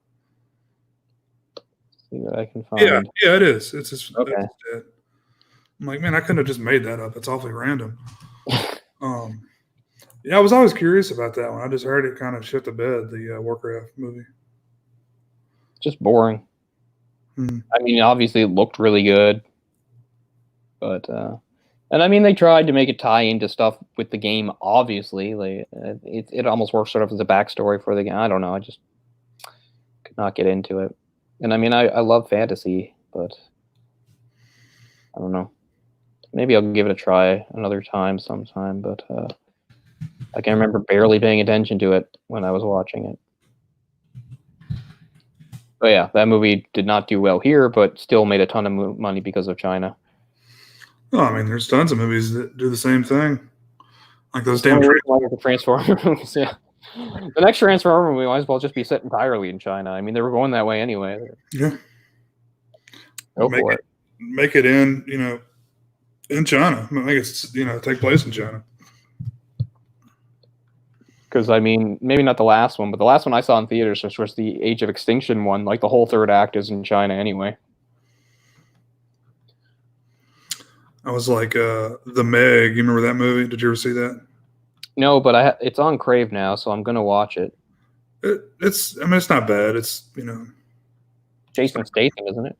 it's not great or anything, but I mean, you know what you're getting into. It's giant shark movie. But anyway, they do a lot of that same stuff playing to the Chinese audience.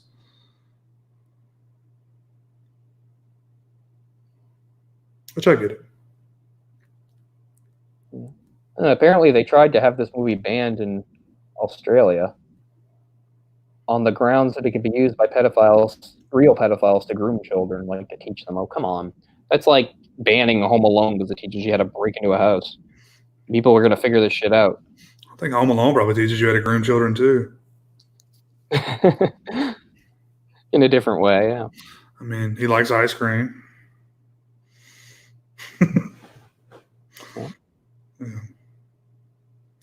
Yeah, that's stupid. I mean, couldn't you just Google search how to groom children and probably come up with? Isn't it mostly just like common sense anyway? I think so.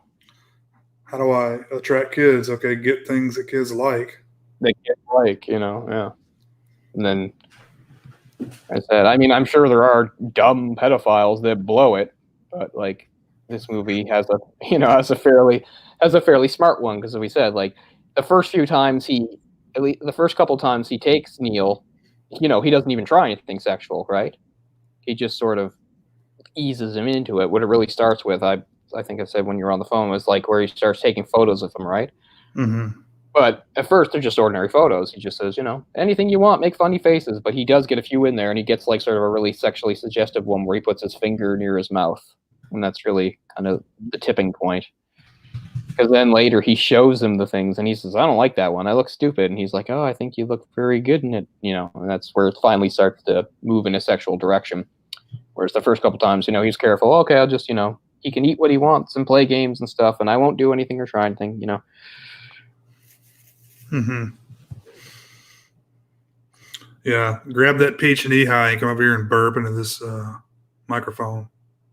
Yeah, that's right. What's weird is like that Neil had one of the tapes from it, right? Mm-hmm. And he had a lot of the photos too. Because that's one thing Eric finds. Like he hears the tape of it, audio tape. Did it ever say what happened with the coach? Did it ever? I mean, just that he moved away after that summer. Just moved away. Okay. Yeah. What's weird is, there is one more thing because so it happened in 81, right?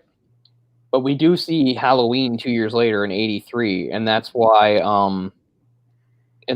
Brian has another episode. It's because he actually runs into the coach, and the coach recognizes him.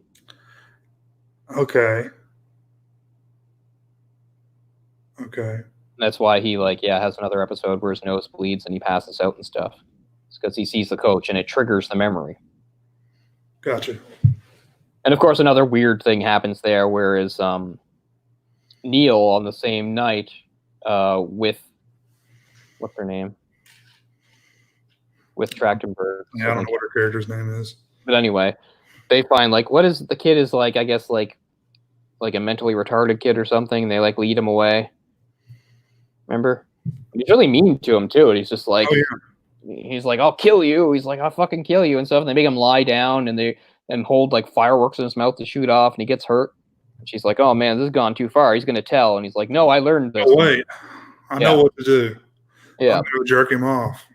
right, because that's sort of like what he learned from the coach, which is a thing that like happens with like kids that are exposed to sexual things. Is they will often, push it on other kids because they think it's adult and they think it's cool and they think it's Apparently that kid didn't tell.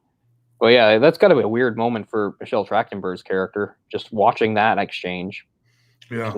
She's like a 12-year-old girl or whatever.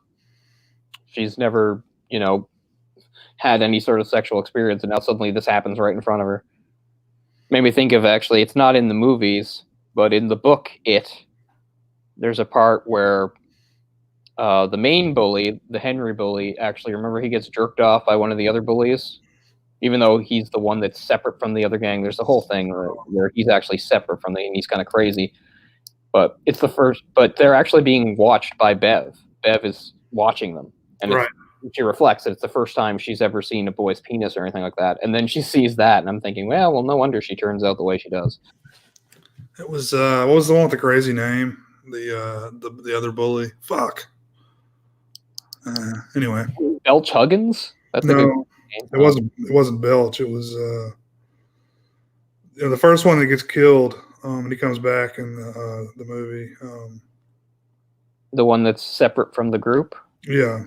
Yeah, because those are the two. Because the thing is, it's made clear in the book. You got Henry and like his gang, but then there's this other guy who's legitimately crazy, and he's the one that actually has that interaction with Henry, and Henry gets really mad at him. He's like, you liked it. Stuff. I can't remember his name, but he's the really crazy one that doesn't think reality's real, and he like puts like dogs in that fridge at the dump and stuff. Yeah. I can't remember his name, but it's a crazy last name. They just make him one of the normal gang in the movie, or in the newer movie anyway. Yeah, he's the one that he's the one with the blowtorch and stuff. Yeah, different from the book. I can't remember his name, but and then they later have him showing up as like one of the missing kids on the poster. But he was one of the things that disturbed me most about the book when I first read the book. I found him almost more disturbing than it. Hochstetter. Okay, yeah. Because as crazy and violent as Henry and his gang were, this guy was like legitimately insane. And I like that. I like that aspect of his character. Yeah, we talked. Well, the idea, it's the 1950s.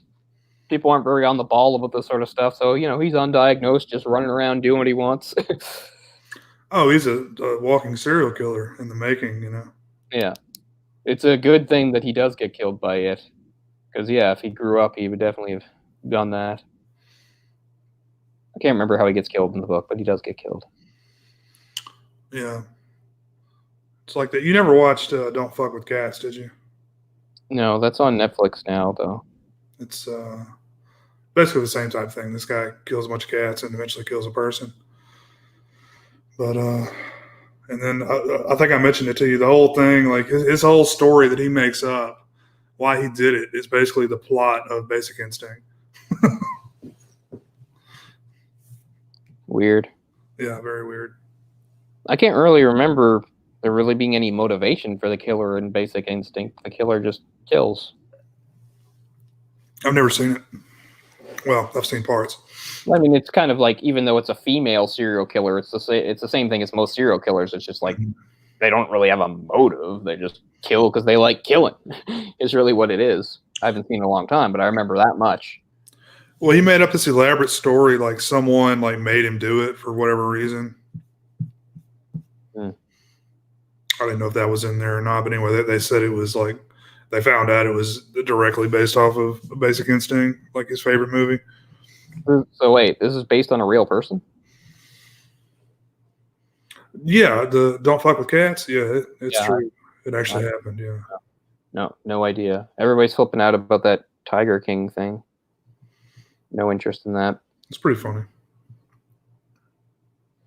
I don't even know what it's about. Like a guy that runs a zoo, does meth. I don't know. Mm-hmm. Those two things happen. Fair enough. If it wasn't so long, I'd say check it out. But it's 7 parts long, and they vary from length. Longest being 45 minutes or so. That's pretty long, but I mean, I wasted time watching like at least half of the second season of Making a Murderer, which is a complete waste of time. Oh, really? I thought you gave up on the first season. No, I watched the whole first season, and the first season's fine. Like, maybe it doesn't need to be as long as it is, but it's fine. But the second season is a complete waste of time. Really? It's just them going over all the same stuff again. Like, who gives a fuck? And I actually watched like 3 or 4 full episodes of it. Oh, this is the dude that killed the. He had the car place, right? Yeah. The junkyard or whatever. Yeah. Yeah, I watched the entire second season of that, and it's absolute dog shit. Yeah, the second season's a complete waste. I watched about half of it, which I really wish it's time I honestly wish I could get back, because it's just them just going over all the same shit. There's no new breaks in the case. There's nothing going on with like his trial or status. Like the first season covers it. It's like, fine, okay, there you go. The second season is completely pointless. I think they only did it because the first season just blew up, right? It was huge. Everyone watched it out. Like, we got to do a second season, and the second season is just a bunch of extraneous bullshit. Well, it was that woman that just kept doing experiments like, he couldn't do this because it would be blood splatter here. Yeah, like whatever. This like famous attorney that has gotten a lot of people off. Yeah, and she totally 100% believes he's innocent, is what she says. Mm-hmm. She's like, I wouldn't put my reputation on the line if I didn't think he was innocent. Like, whatever. No, they could have summed that entire thing up in maybe an hour, but it was like 9 parts or some shit. And I mean, he's still in jail, isn't he? Yeah. I remember like 3 years ago, or whenever it was between the seasons. It was when the first season had come out and it was huge, so it was a big deal. And he was on like Dr. Phil, because that's what you do when you're huge, right? Sure. And there was an attractive blonde woman that he was like, that he'd met while he was in prison, that it was, going to like marry him and stuff. But then like soon after that, they broke up, and he said it was because she like wanted to ride his coattails or something. It made no sense. Like, oh yeah, hitch your wagon to that star. Yeah. Oh yeah, there's an IQ of like 60. I don't know. The nephew even lower than him. Yeah. The nephew got really fat, and that's the main thing I remember. Yeah, you get fat on prison food, right? I wouldn't know. I mean, that's what he did. That's lots of ramen noodles and honey buns. I mean, I can understand being depressed in prison, so you eat a lot, sure. Yeah, but you think of one place in America where you wouldn't get fat. Would be prison, right? Like one place where they actually restrict what you eat. Yeah, that's true. America, yeah, even in prison, get like giant hoagies and all the crazy food that the U.S. is known for having, like big triple-decker things. But all you hear about is like how bad prison food is, and that's terrible. And he came out 2 bills bigger than he did when he went in. I don't know. Certain contraband's allowed, isn't it? Like, I don't know. People could send him Twinkies or something, like care packages. I think they send them money, and they can like deposit in their account that they use to go buy stuff like that. I think. I have to say, one thing I've like lost all interest in, not that I was ever interested in anyway, is like prison stuff. It's gonna be a long time before I watch another like show or movie about prison stuff. I'm done with it. I've watched so much. It's like it's always the same thing, Yeah. It's like I just know that if I go to prison and someone puts some treats on my bed, don't eat them. Because that means I'm gonna have to give up the booty later on. But go to prison and join a gang or get killed. Yeah. So what's it gonna be, boys? Aryan Nation or Aryan Nation? Yeah. Not much choice for white guys, is there? I like face tattoos. Come to the right place. I was thinking the other day, Mike Tyson's like the originator of that, right? He did that like 2 decades before it became a thing. Seems that way, yeah. No. Even here, I see the odd person with a face tattoo. That's a certain breed of crazy, man. That's Quite the commitment to make. I can remember the tattoos I've gotten over my life. I've been to 3 different places, and none of them do face tattoos. But there must be something, like they say, we don't do face tattoos. really. Yeah. Well, they call them job stoppers, like anywhere on the face, the neck, and the fingers. What a painful place. Hmm. That would hurt like hell, man. I can imagine the face being pretty painful too. Oh yeah. As I said many times, like the one thing I learned when I got tattoos is exactly where I would not get them, because I know I can handle it, but I know where I would not be able to handle it. Right. As far as pain goes, yeah. The worst one was here. Hmm. Because what's weird is even though it's here, even though it's over here, my nipple's here. It felt like my nipple was on fire. Yeah. I can imagine man, people get asshole tattoos. Can you imagine? That would be like the worst place. I feel bad for the tattoo artist. Like, yeah. I'd be like, I didn't sign up for this shit. Mm-hmm. It's bad enough tattooing somebody's butt or whatever, but that's going too far. And genitals, and you're talking about something that's loaded with what was the word I'm looking for? The sensory cells. Yeah. I think that's a good way to get yourself poisoned. Fuck, losing train of thought here. But yeah, sounds painful. I think mine was probably collarbone. Right on the collarbone was pretty bad. Like anywhere you're directly on bone. Yeah, exactly. That's like a type of tattoo that a lot of girls get is right on the top of the foot. I would never do that. That would be crazy pain. And those they advertise those, and the ink leaks out of those. I don't know, because you wear shoes all the time or something. But they say that they hardly ever stay. Yeah. So not worth it, people. Don't go down that road. Tattoos are all well and good, but there's some places you should avoid. Yeah. I mean, I feel bad. Like, I've got some unfinished business. There's a couple tattoos I wanted to get that I've just have not gotten around to. But priorities. I've been trying to find a good artist. The guy that I was getting to do my stuff he's a decent enough artist, but he went so hardcore Christian. Oh, really? It's real common for addicts and former addicts to do that. I don't know why. I guess they introduce it in recovery. He'll only do tattoos that have that theme? It was just certain things that he wouldn't do. He's like, no, I can't do that, man. And I don't even remember what it was. I was just talking about ideas. Like, he used to be a big horror movie guy, right? And he's done horror tattoos, and now he's covered all of his stuff up.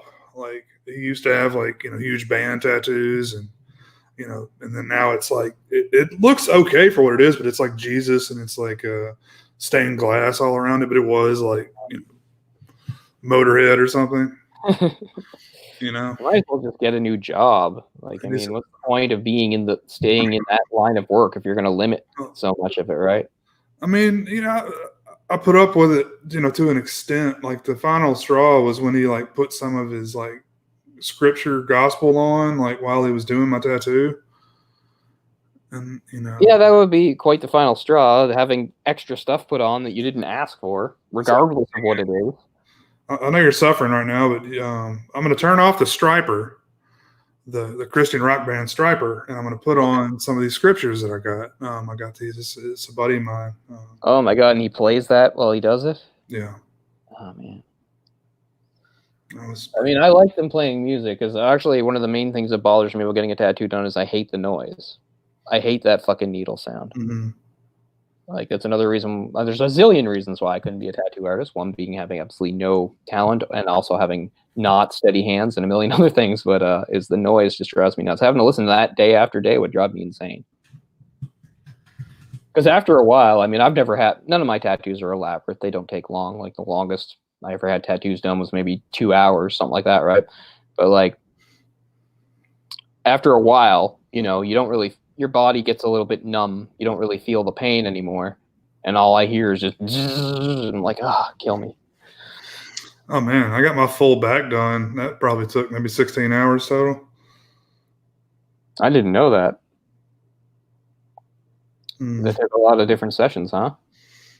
Yeah, the first time was, I think, just the outline. It was 3 or 4 different sessions.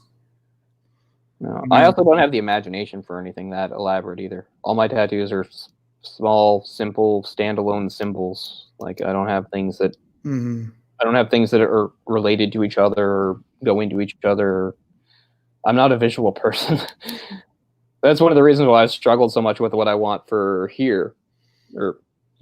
Is it's just another star pattern, because stars are all I really care about. But I've never really been able to fully visualize it. I know it's going to be blue, and I want it sort of loopy. No, that's all I really know. So I really need to talk to the artist before they do anything like that, because I really need them to fill in the blanks for me, because I don't know.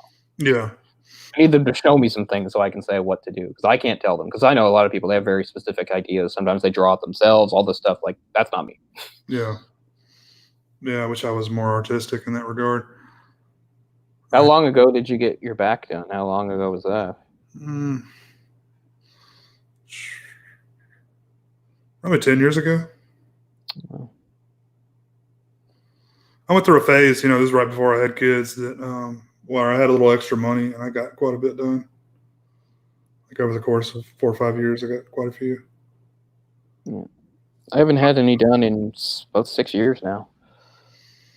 It's been a while for me too. I probably got like maybe 50 total. I have like 6. So I've got like Chrome Skull from Laid to Rest. I've got Jason, a hockey mask. A lot of stuff from In the Mouth of Madness. Oh, that's interesting. That's a different one. I like that one though. I don't think I want any horror ones, except I wouldn't mind getting the Mark of Thorn. Yeah, Christian has that. Christian Hanna. Oh yeah.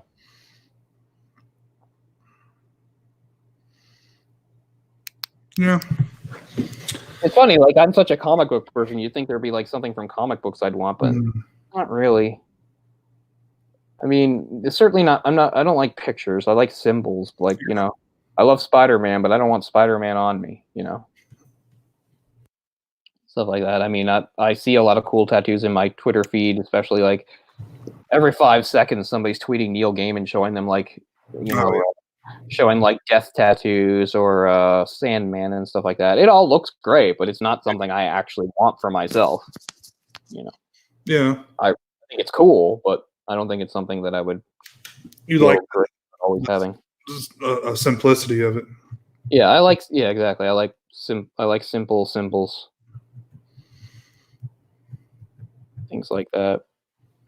I was going to get. I know it's kind of cliche because it's kind of stupid when Westerners get Chinese characters on them, but I was going to get Hai Ching's name. So, but I don't think I should do that now. Yeah.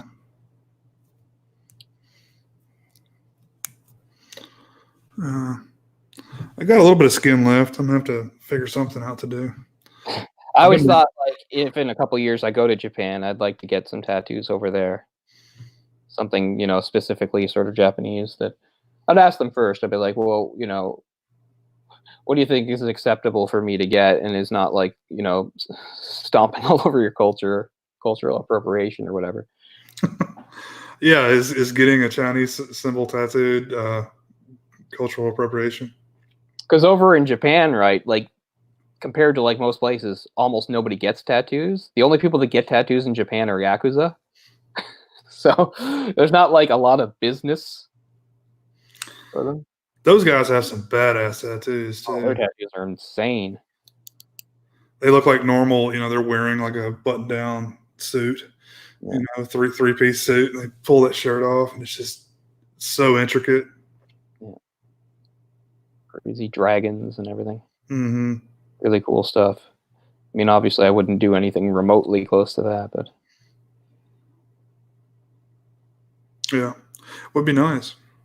Yeah, but I don't know if I can ever get the inclination and some money together again. I really wanted to finish the blue star pattern through here, so I'll work that out. But apart from that, maybe one more tops. I'm not or something that needs to be cut. Like, I don't want to be covered. I don't. I always wanted to get an octopus on my forearm, but I feel like that may be a little cliche now. I've seen so many people do that. You should get, if you like sort of the octopus design, you should get Hydra, the Hydra symbol from Marvel. That's actually a pretty good looking symbol. Yeah, I've seen a few of those. Yeah.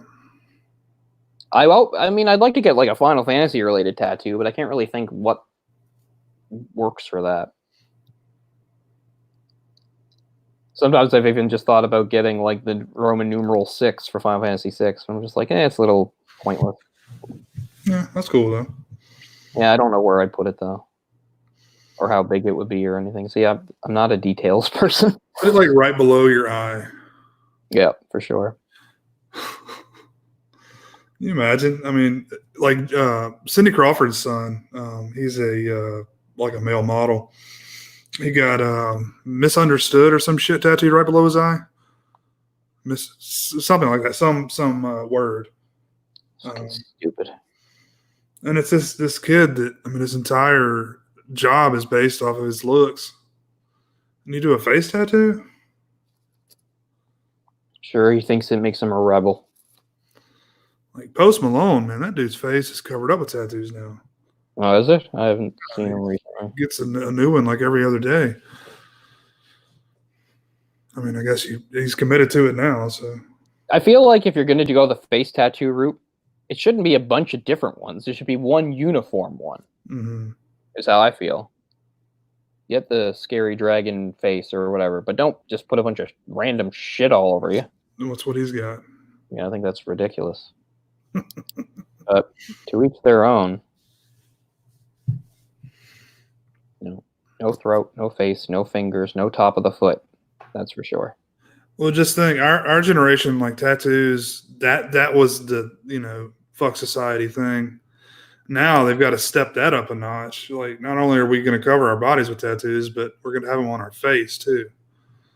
Well, not to get in a whole thing about it, but like, yeah, there's like at least a small subculture of what's it called, like body morphism or whatever. People that like want to like alter their bodies. Yeah. I remember back when that Gamergate shit happened, like that poor woman who was like the center of it that everyone went after, like just reading about her, I found out like that was one of her like her hobbies. I'm like, yeah, that's gross. Like, I hate stuff like that. People that do weird stuff to alter their bodies. And I realized that's something that certain societies have done, like various African tribes have done, with like the disc in the lip and stuff. All that stuff, really, not to be culturally sensitive, but all that stuff really, I hate that stuff. I don't know what they call it, but when they insert stuff under the skin and it like pops out, I'm sure you've seen where people will get like a ring, it'll just be like something under their skin. It'll just be like a plastic ring or something. I haven't seen it in person, but yeah, I've seen stuff like that. Like the worst I've probably seen in person is like those guys that get like their earlobes have like a massive hole in the middle. Like, I'm like, okay, if you want to do that. That was really popular one time. I don't know if it still is, but yeah, I knew guys that had the huge ones, and they all have gotten the surgery.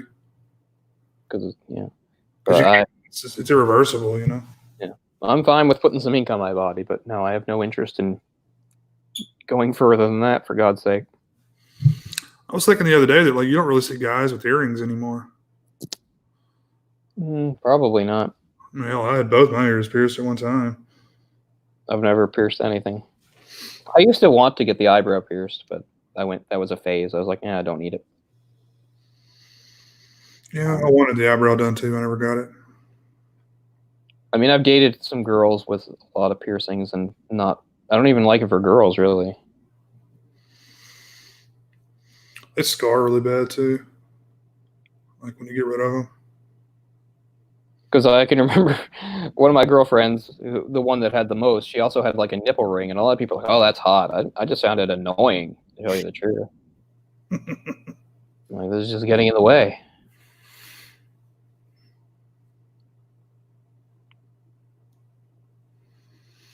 I mean, the big thing is, I guess, of the latest generation was the belly button rings. Yeah. Fine. That doesn't bother me. I don't have much business with the belly button, so do whatever you want, I guess. It's just like you always run across porn with, piercings down there. Okay. No thanks.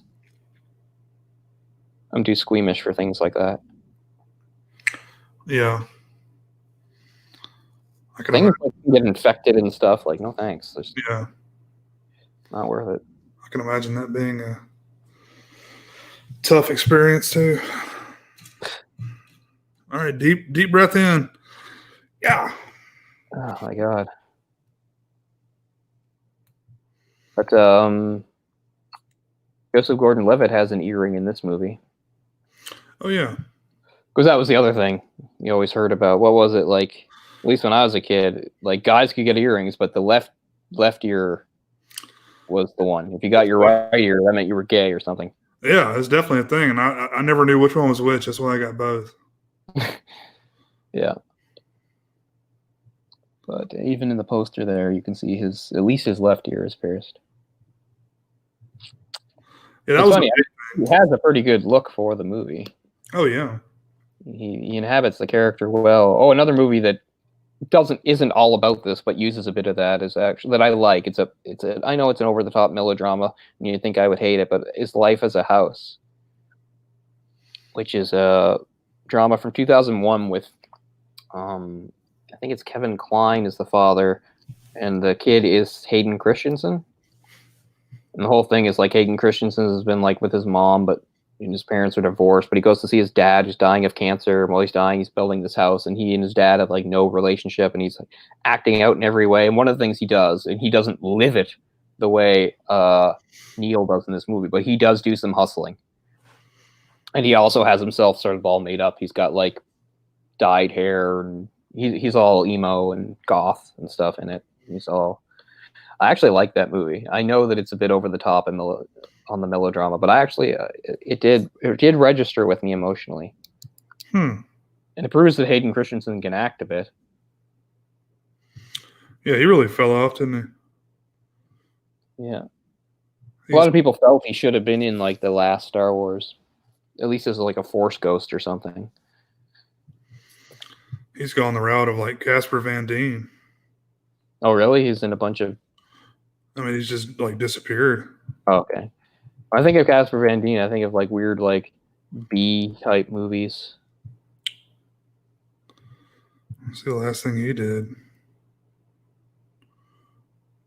Oh, he was apparently the voice of Anakin in The Rise of Skywalker. Don't even remember that part. So he was in it, okay. Yeah, there just must have been one part where like there's a bunch of voices yelling and echoing.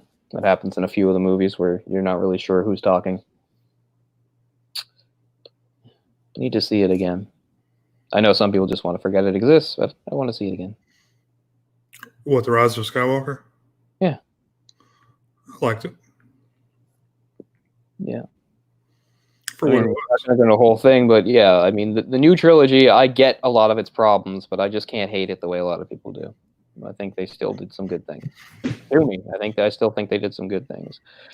Well, I feel like a certain percentage of people were hating that movie years before it came out.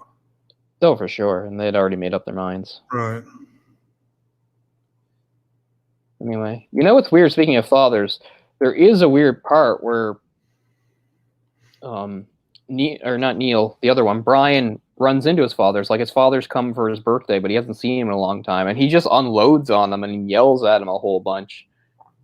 And I mean, I get it. I'm not saying he's wrong, and because he has all this, but he's really mad, and he's just like, my nose was bleeding, and you didn't even care. And he's like, what happened? He's like, I have no idea what happened. I can't help you.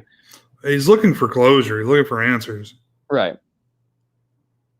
What's interesting is there's not, at the very end where he finally is told the truth, I thought it would have to be a little harder.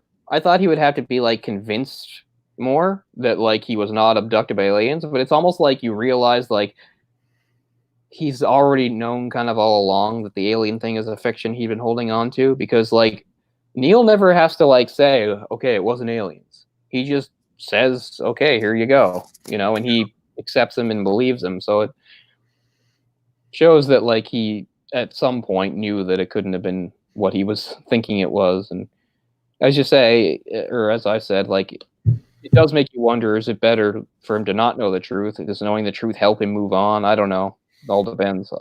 But I mean, you would think so. I mean, because is ruined his life up to this point, right? I mean, not yeah, that knowing I got molested instead of abducted makes it any better, but at least he's got some answers, you know. it's true. I mean, at least knowing what your trauma was, I mean, that's the first step to, I guess you can't fix it or anything, but, you know, moving on, like you said, like knowing what it was is the first step towards any positivity or moving on. And you have to think that maybe it has bonded them and they can be friends now too. Because Well, they have this shared experience. this was like almost 30 years ago. So, I mean, we're talking, you know, people didn't really do therapy as much back then. So, Yeah. you know, now you would immediately say, okay, let's get you in therapy, you know. Yeah. You have no idea if either of them is going to do that or not. I would think not. I mean, with Neil, the thing is, Neil's aware of the damage, but he's at peace with it in a weird way too. But I guess that was part of the point, right? Like he lived through his teens thinking like it wasn't a big deal, kind of not even realizing what a big effect it had had on him. Then it just sort of all kind of hits him at once. Well, that's what I'm saying. Like the way he describes it, it's almost like he was a willing participant, you know? Not like he was. To him. He's like, this is my experience that I had that I chose to have. Yeah. I mean, he was a willing participant to a certain extent. We'll put it that way. I mean, it was all initiated and brought about by the coach, but he was a willing participant to a certain extent. And as we said, to the extent that you can say consent, I realize the whole thing there about like a kid that young not actually being able to give consent up. That's why we have laws and stuff. I get that. I'm just saying to the extent that he could give consent or whatever, he did, and he was a willing participant. And I mean, that's a normal thing for some of these kids, and it's not their fault. It's part of the manipulation. Yeah. And, I mean, the fact that he was actually gay probably played into it too. And I don't want people to take that the wrong way or make you think, oh, it's okay if a gay kid gets molested by a guy because they're gay. No, molestation of any kind is wrong regardless of whatever. I'm just saying. But it was a bit different for him because even though I'm trying to choose my words carefully here because I don't want to say it the wrong way, but I just mean clearly it was an experience he wasn't supposed to have and you're not supposed to have when you're a kid, but it did help validate some of the feelings he already had, which was he was attracted to men, is all I mean by that. Right. He already knew that at that point. Yeah, and he already knew that at that point, which would make it different for a lot of other boys in that thing, even if maybe they were gay and they didn't know, you know. It could add to really some confusion. For him, it was already what he was thinking about and into and was pretty sure was himself, and here was somebody that he was attracted to, that he did like, and you know, so you can see why at the time he was a willing participant to that extent, because he saw, okay, I'm special and he does love me, and you know, I am very attracted to him and all that. Yeah. Whereas with Brian didn't have any sort of frame of reference for sex, whether it was homosexual, heterosexual, whatever. So you can understand why he kind of blocked it out. They said when it was over, he was practically like catatonic. His nose bled because he just fell on his face. Mm-hmm. He was just like blank. You know, I don't know how common that is, but it does happen. I figure it's fairly rare, but it does happen. Some people, kids or not, can have that sort of reaction to a traumatic event or a type of event that they just don't know how to process, right? He doesn't have any sort of frame of reference. He doesn't understand what it is, and he just sort of blanks out. So, I mean, that's the movie, right? It's like the study in the contrast between the two, how they both process it, how they deal with it, and how it affects their lives going forward. It all comes together. It's an interesting ending because they actually do it in the house. They break into the house. He doesn't live there anymore. And it's on Christmas Eve. And there's carolers outside, and that's how it ends, with them hearing carolers singing various carols. Interesting mix there. Him telling this story about their molestation while carolers are outside singing things like Silent Night. And he talks about how you got paid $5 to basically fist the guy. Oh, that's right. Yeah. See, the thing is, when he tells him, we're not spared either. He tells us step by step what happens, including the sexual acts. And he says, there's a part we did was the $5 game where he would like come up with like the more sort of outrageous sexual things for me to do. And if I could do it, I'd get the $5. And he offered it to both of us. And and he said he wanted us to fist him.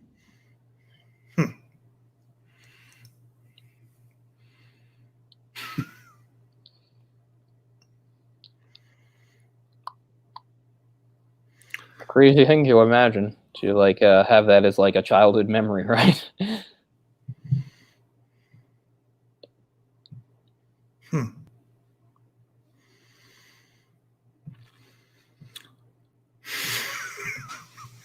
And the show comes to a screeching halt. Well, it's a pretty sort of awkward moment, I have to say. It's hard. Like, can I even make a joke about it? I don't know, but I was just saying. Love how the coach also has a porn stash. Really cements his place as like this sexual dynamo. Yeah. And that's what he says. Like, he talks about like the first time he saw the coach, and just like how breathtaking he found him. He was like immediately infatuated with him. Yeah. Yeah. And then like he himself grew up as like a kid that other people would be infatuated with. Everybody would always comment that he was so beautiful. Did you talk in detail about the time when he actually did get like raped and beat up and stuff? Well, I just said like I was surprised it actually happened so late in the movie, because you think the way things are going, it's going to happen any time now, and then it's not till he's in New York that it finally happens. It's not even the first time he does something in New York. I was just saying, considering what a dangerous lifestyle it is and how that is a risk, you're a bit surprised as the audience that it takes that long for him to have an encounter where he meets somebody that's very vicious and violent. Well, it's also kind of an odd timing situation because he's actually got a job, a legit job, and he's walking home from his job, and that's when this guy picks him up. He's not out like looking, like John's or whatever. That's true too. So all the times when he was like willingly engaged in it, he managed to basically dodge that bullet. And now that he's finally at least thinking about moving out of it, like he hasn't necessarily said he's given it up, but he's at least thinking about cutting down on it, and he is working at the sandwich shop. And and that guy just gets him. I mean, he still does willingly go along, but he's almost like he's in a daze. He's like, get in the car. He's like, okay. Yeah. It's like, you can probably tell right from the beginning this guy was bad news, just this whole vibe. When he tells him to stop talking, you immediately know it's not going to go well. Yeah. It doesn't. They get to the guy's place. He forces him to do some sort of drugs, coke, meth possibly. Yeah, snort something, right? And then he gets right into it, and he just starts like, forcing him to do things he doesn't want to do, and locks himself in the bathroom. And yelling abuse all the time too. He's like, "Take it, slut," and all this stuff, right? He keeps calling him slut, and because I think one of his things he doesn't do is let guys penetrate. Yeah, he doesn't let himself be penetrated, I don't think. I mean, he says, "Wait, I don't do that," or something to that effect. The guy rapes him essentially, and that's the other thing that sort of surprised me, and I guess is also it speaks to like how attracted the men are to him too, right? Because like they're paying him for the privilege, like to like blow him and stuff like that. Like he's the one getting off. Right. It's I guess whatever they're into, but anyway, I'm not saying you wouldn't get anything out of it, but still, when it comes to a man, whether he's heterosexual or homosexual, there's penetration. There's that's kind of like the end game, right? Well, that's why there are a lot of guys that aren't gay that do male prostitution, because they just they do stuff to them. True. Anyway, Anyway, the guy violently rapes him. Well, violent rape. Beats him up, hits him over the head. He's bleeding. Very disturbing scene. Yeah, and then just dumps him somewhere. Yeah, and this is the first time I want to mention. This is the first time we ever see him actually like break down and cry, like about everything he's been through. We've never seen him have any kind of, I mean, really any emotion at all. Right. And we see him, break down and cry, and then he goes home. His mom sent him a bus ticket to come home for Christmas. Yeah, and that's when he finally meets Brian. So, do you think that he's going to like change his lifestyle because of that situation?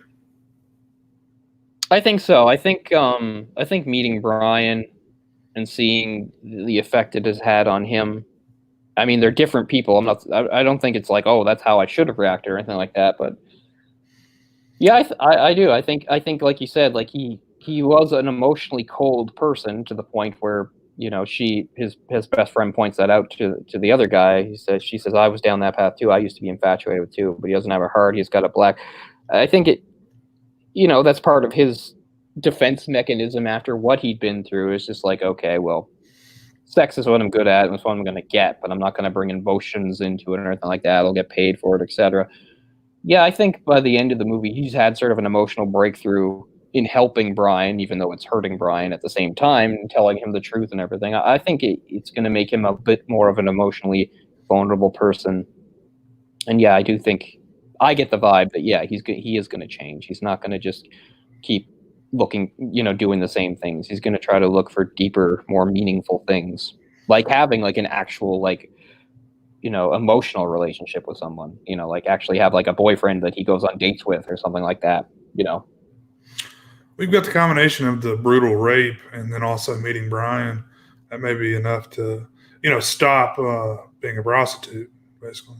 Yeah, I'm sure. I think even before Brian, he was thinking, I can't do this anymore. I mean, if that doesn't do it, I mean, I don't know what would. I mean, he almost lost his life.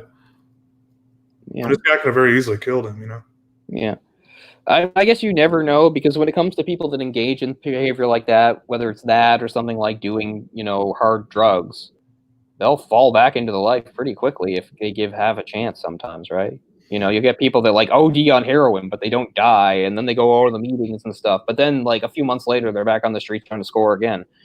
It could be so I'm not saying it's completely out of the question, but no, I get the idea, and I think that's what the movie is driving towards, is that he has this emotional epiphany in meeting Brian and being able to reveal to Brian what their shared experience was and all that. I think that he's going to become more of an emotionally vulnerable person and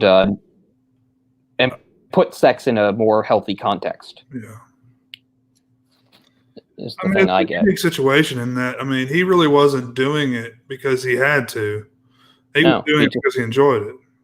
He enjoyed it, and he felt driven power, or the freedom, whatever it was. But it's not like he was a crackhead and had to go suck dick for more crack, No, he got validation from it, right? It gave him value. This is what he was good at, and that kind of thing. And yeah, as he said, he liked being desired. He was, I mean, a sex addict, probably. Yeah. And that's how he, was able to get his fix and make a little money doing it. Right. But I mean, it's like he never really mentioned the money. It was always the John that mentioned the money. Yep. He always seemed to agree to whatever price they said, right? Like he never said for this it's this, or the money was just like a bonus. When he was at the park in Kansas, the guy was like, "All I've got is 20." And then when he was in New York City, the guy was like, "I'm only paying 150." Like it was quite a jump in price there, especially considering it was so long ago. It makes a certain amount of sense. You think New York, bigger city, higher class of prostitute, maybe. I don't know. So he was undervaluing himself. Apparently he was, yeah. You're not going to get this teenage ass for $20. Plus a higher class of client too, right? Like there's richer guys in New York, so that's sort of why too. So like 150 probably wasn't even anything to that guy. Sure. Hurry up, we're on the clock. Yeah. But I mean, yeah, on the note it ends on, you think that even though it was very difficult revealing all that to Brian, and it's done a certain amount of damage, and it was the right thing to do, and that they will be able to both move forward and maybe move forward together, stay friends and be on a trajectory for a more healthy life for both of them. At least that's what I get. Yeah. So I mean, yeah, that's sort of the main thing. I mean, it's crushing and depressing and upsetting as the movie can get at times. I still feel like the movie is fairly hopeful. Mm-hmm. It's not just a movie that's super bleak, like, I don't know, Kids or something, where it's just like the whole world sucks and everything. It is bleak, but not at the end. I think there is a little ray of hope there. Yeah, I felt hopeful at the end. As I said, like, I can't remember now, I'm struggling, but I think like the last lines of dialogue at the end is one of them. I can't remember what, saying something like, you wish you could go back and change the past, but you can't. And that's true to life, regardless of what you've been through. I haven't been through anything as bad as they've been through, but we all have things where we wish, but the only thing we can do is go forward. There was a film from 1996 called Johns that stars David Arquette. I don't know if you've seen that one. No. But similar plot. That's what it's about. But in that, David Arquette is a straight guy doing it. For the first time, I watched American Gigolo not too long ago, but was not impressed. Yeah, it's kind of its time. Like, it was trying to like talk about something it didn't really know about. Almost, it was like, here's this guy's idea of this, but it's not right. Yeah, that's what someone who they have like a fantasy version of what that lifestyle is like. Yeah, pretty much. Interesting role for Richard Gere. Like, it would be like if I wrote of a sophisticated male prostitute. Like, I know nothing about that world, so yeah. One of his first roles, wasn't it? It was his first like leading role, I think. What's funny is that movie I mentioned. No, I might be mixing something up. Hold on. See, when I was trying to think of Looking for Mr. Goodbar, I forgot the title, and I looked up a couple other movies first. And one of them mentioned that it was one of the first things that that Richard Gere had shown up in. Yeah, this is it. Yeah. Richard Gere, it's from 1975, and it's, I think, one of his earliest roles is in Looking for Mr. Goodbar. He's one of the men that she meets up to have sex with. But yeah, it's a good movie. I don't know how I would have find it nowadays. Tuesday Weld is in it. I'm trying to remember what I've seen her in. Oh, because she's in Once Upon a Time in America. That's why. I knew I was thinking about her for some reason. LeVar Burton is actually in it too. I forget a lot of it because I haven't seen it in quite a few years. But it's one of those movies from the 70s that's considered sort of part of that whole like new school of acting. When you think of movies like Klute or Five Easy Pieces and stuff like that. I think Marathon Man would probably fall into that category too. I really wish I could find that one. I think I like it a lot, man. I like stuff about like Nazi hunting and stuff like that. So yeah. Well, there's one reference in Gremlins. Oh yeah. Yeah, there's one when he I forget what he says, but when he's drilling the guy's tooth, the crazy gremlin. Yeah. Does it something, but it's code. It's code for something in the film, and that's you'll get that reference. Yeah. I want to see Boys from Brazil too. I haven't seen that one. It's another one about somewhat based on the truth, about how so many Nazis went to Brazil. Mm-hmm. Helped by the Catholic Church, by the way. Like, even before the war was turned, the Catholic Church set up this whole system to help Nazis flee to the New World. Good job. So LeVar Burton, that's like right after Roots. Yeah, 75. So I'm not sure what year Roots was.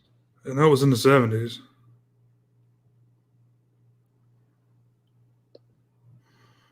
Searching for Mr. Goodbar? Is that what it's called? Looking for Mr. Goodbar. This was actually before Roots. Oh, okay. Because Roots was, or no, I'm getting confused. Yeah, okay. I was saying 75. This is 77. So, yeah, around the same time as Roots. I was just trying to think. I know this is before The Next Generation, before Reading Rainbow. Yeah. I love that show. This is Kunta Kinte era LeVar Burton. What's weird about Reading Rainbow is even when I watched it, like, I was too advanced for any of the books. Like, I never saw a book on Reading Rainbow. I was like, I want to read that. I was too advanced for it, but I still enjoyed the show because they usually went to interesting places and saw things. Yeah. Wasn't even when I was a kid, I kind of noticed that it, like, and not this is a bad thing or anything like that, but at the time, I guess I didn't really understand the point of like diversity really, because a lot of the books seem to be about like I'd see books that it'd be like some black kid or whatever, fine, but then they talk about like this book is about like some kid in the Bronx, and I don't know, it was always like sort of that kind of experience. A lot of these books. I remember thinking it was kind of odd, but I didn't really know what it meant. Well, it's like we grew up when they went out of their way to always make it like there's going to be a white kid, a black kid, a Mexican kid, or a Hispanic kid, And, Yeah. We've kind of grown up with that to where, they go out of their way to where it's not like the token black guy. Yeah. Because, I mean, I saw stuff like Sesame Street where tons of diversity on that and stuff. There too, yeah. Mm-hmm. And it's not like I thought that was strange. I was just like, oh, well, that's in New York, and there's all sorts of people in New York. Because, I mean, my childhood was very white, and that's just because it was. I mean, I went to a school with white kids and played on teams with white kids. Very few minorities of any sort. I mean, even the indigenous people, they weren't really in Sydney. It's not like I didn't see them, but I didn't really go to school with them or anything. Really? When I was a bit older, like high school and stuff. I mean, there were a couple. There was a kid I played when I was in rep hockey when I was 10 and 11. One of our best players was Indian. But there weren't a lot of them. I mean, there were, but not where I was. I don't know. I'm just saying, for whatever reason, just how I grew up and stuff, yeah, there were very, very few kids who weren't white. Drake was on Degrassi, so. Yeah, but that's not my Degrassi. Right. My Degrassi, I don't remember any black kids on my Degrassi. And that's like Toronto. Drake was mixed and in a wheelchair, so he had the double whammy going. Yeah. I never watched the new Degrassi, but I did watch the original, sure. Joey Jeremiah in his jean jacket. I didn't really even like it. I just watched it because it came on after the Raccoons. And I love the Raccoons. Oh, man, love the Raccoons. It's one of the best shows ever. That's cool that you got to see it. Yeah, I know you're so surprised that I watched it. Yeah, I loved it. Yeah. I didn't realize it was Canadian. Yeah. The evergreen forest. Quiet, peaceful, serene. That is until Burt Raccoon wakes up. Yeah. I told the story before, but yeah, one of the coolest things I ever did in my life was perform Run With Us with a band one time when I was 19. I got to sing that. That's cool.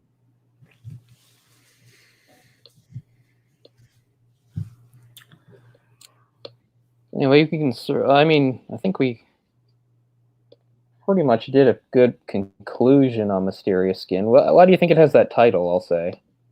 That's a good question. It must have something to do with identity, right? Yeah. Like maybe not understanding who you are. That's a good point. Because, I mean, we have both these boys where obviously who they are is altered by their experience. But, I mean, with Neil, he's aware of it. But maybe, I don't know, he's running from it. Whereas with Brian, he doesn't know what happened, so he's searching for answers. I don't know.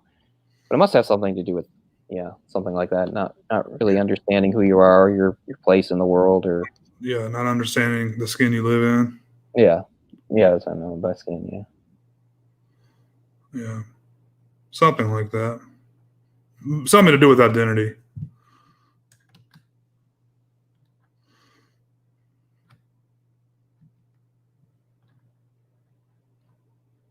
Oh, Yeah, I was gonna say her name is Wendy. I finally found Wendy was the name of Michelle Trachtenberg's character. but yeah, I would recommend checking out some of his other films. Yeah, like I said, I'm pretty interested in that thematic trilogy, Teenage Doom or something like that. Mm-hmm. I was trying to think of what else of his I'd seen. I mean, I've seen quite a few of his films, but stuff I would recommend.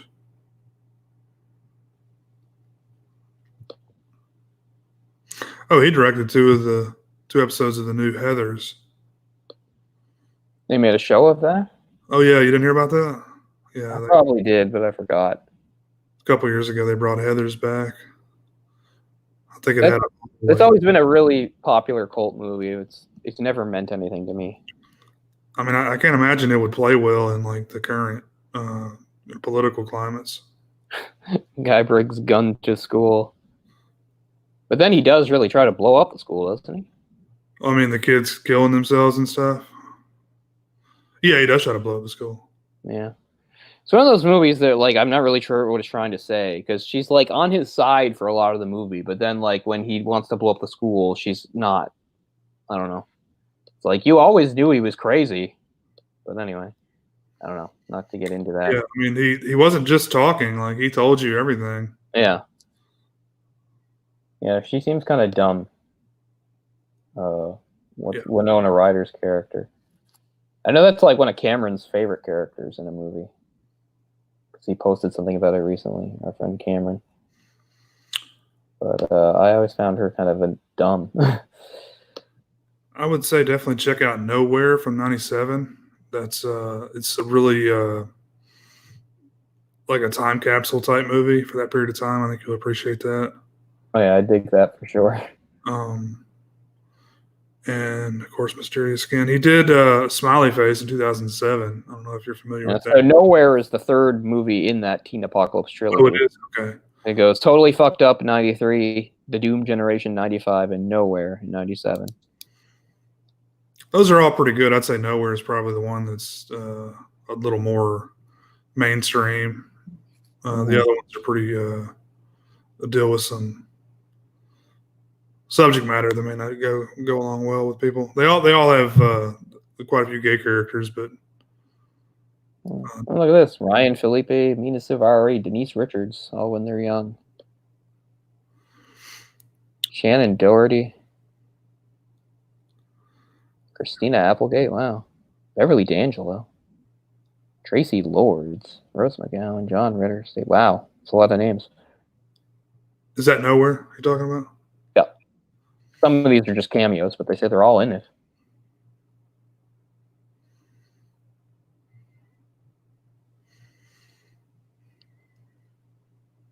Yeah, it's pretty progressive, I guess.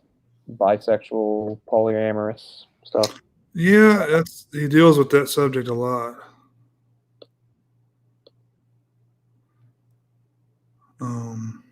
Smiley Face is kind of the odd one because it's a weird flick. It's like basically a weed movie. Huh. It has what's her name, Anna Faris. I see that. It's Jim Rash. That's interesting. I like Jim Rash. Adam, then unknown, or no, he wouldn't have been unknown. But 2007, people knew who Adam Brody was. John Cho. Huh. Danny Trejo. Man, he gets weird. Carrot Top? This is crazy. How does he get these people? Danny Trejo and Carrot Top might be pretty easy to get a hold of.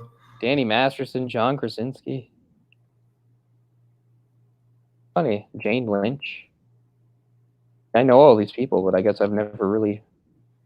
sometimes I look at these people and I look at their filmographies and they just have films that I don't recognize and I don't look into, and I find out that a lot of them have been in Greg Araki movies.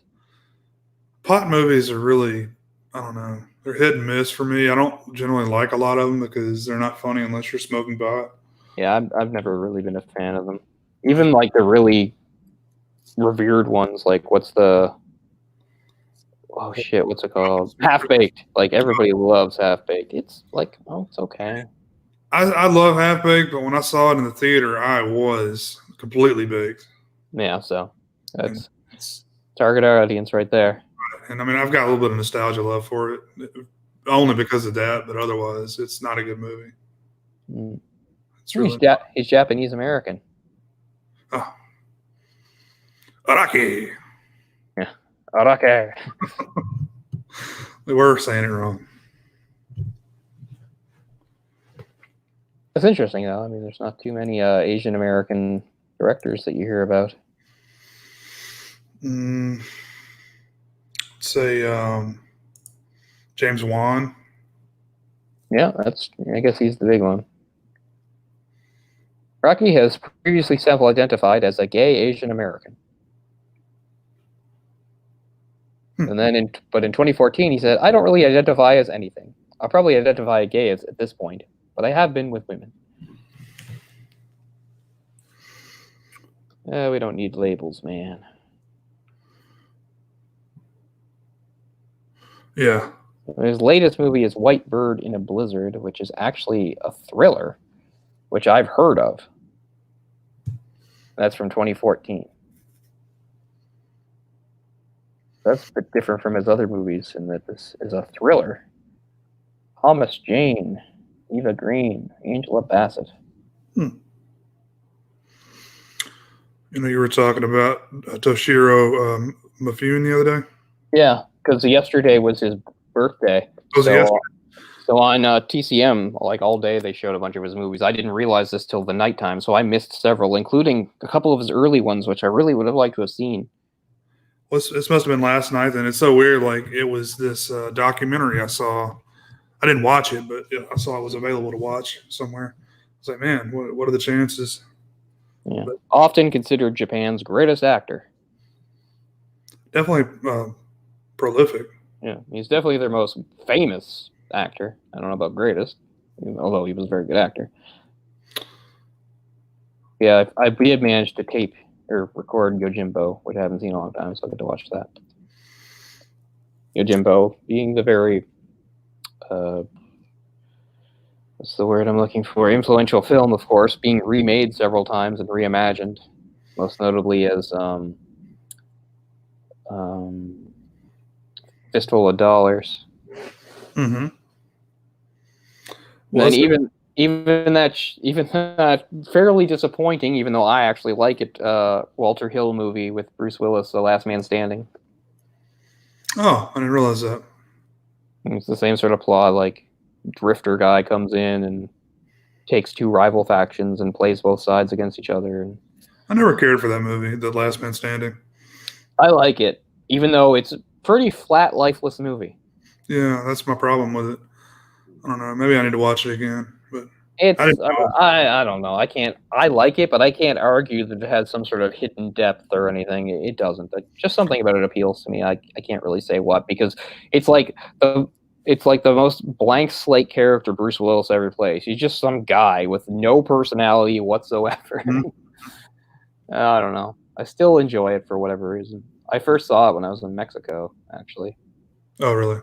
Yeah, like the first night I was in Mexico, like I got to the hotel and like the roommates I was with. So there was the other kid who was in my travel group, the Indian kid I've told you about, Shrikant, who I went to high school with. But we were also, for the duration, we were paired up with these. So there were several groups.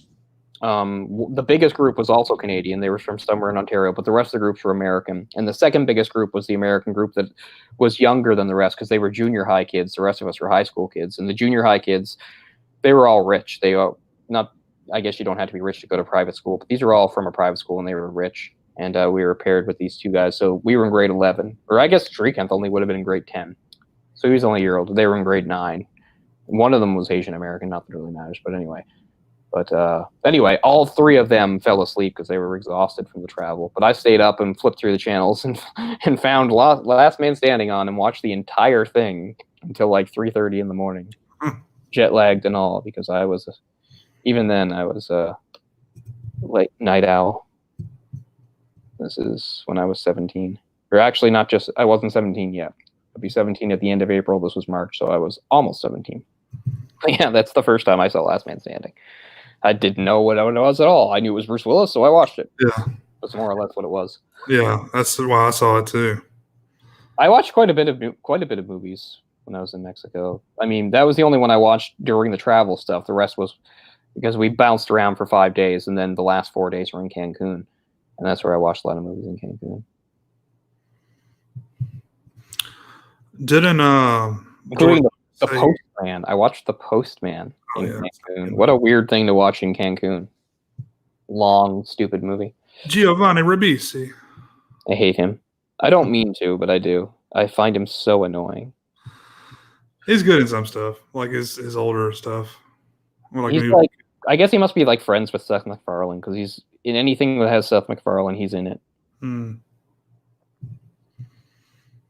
I find him really annoying. I try to. If you go back far enough, he didn't sound the same or something, and I could like if he's young enough, I don't mind him, but like at least the last 20 years, I can't stand him.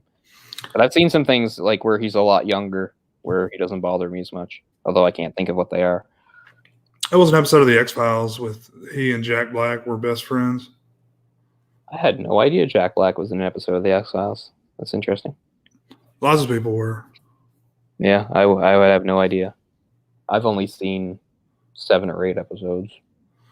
And Catherine Isabel was in an episode. Out of order. But no, I was going to say, didn't George Lucas like rip off Hidden Fortress for Star Wars? Oh yeah. Oh yeah, samurai movies were a big draw. I mean, obviously Jedi are very based on samurai. But I mean, yeah, Star Wars is like an amalgamation of samurais, westerns, and World War II movies. Hell, there's some World War II movie from like the 60s that has like dogfighting scenes that are almost like verbatim what like the dogfighting in A New Hope is or something. I've never seen it, but that's what I've heard. George Lucas is a hack. You heard it here first. He's like a lot of directors, like somebody like Tarantino, right? I mean, I'm the same sort of person, right? You know, I take what I like and put them together. You know, you try to be original too. You try to put some originality into it. Oh yeah, something. That triggered something too. Something I was watching. It must have been the movie. Reminded me of something that I'd written. Why can't I think? I guess it couldn't possibly have been this movie because this movie has nothing to do. Oh yeah, that's right. Okay, so yeah, so actually this movie. So I haven't written anything for this book in a million years, but about 10 years ago, when I was actually working kind of hard on this vampire novel, a big plot point is one of my characters.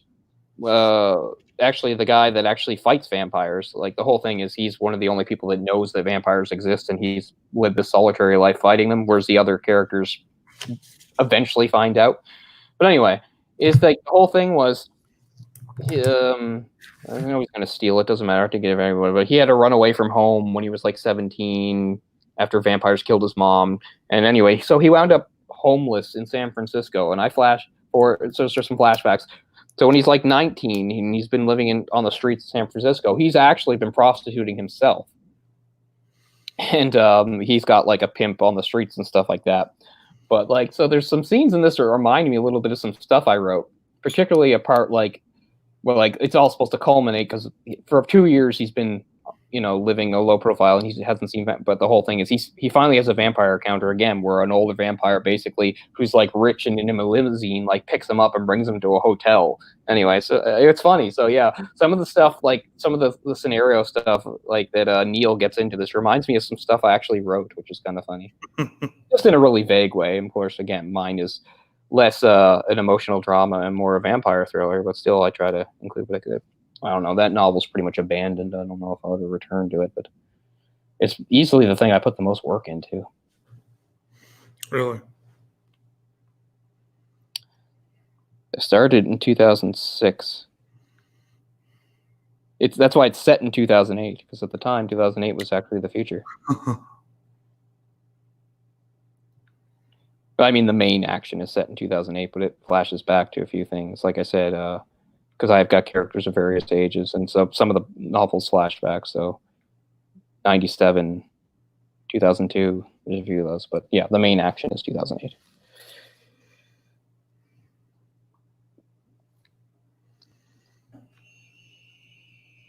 Yeah, I don't know if that's cool or interesting or unique, or people think that's ridiculous or what, that I have a character who's like kind of a vampire hunter that like spent part of his teenage years as like a male prostitute.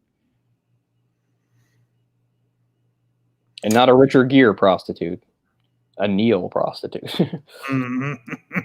We know the difference. Yeah. Except it wasn't his idea. It was just a way to survive on the streets.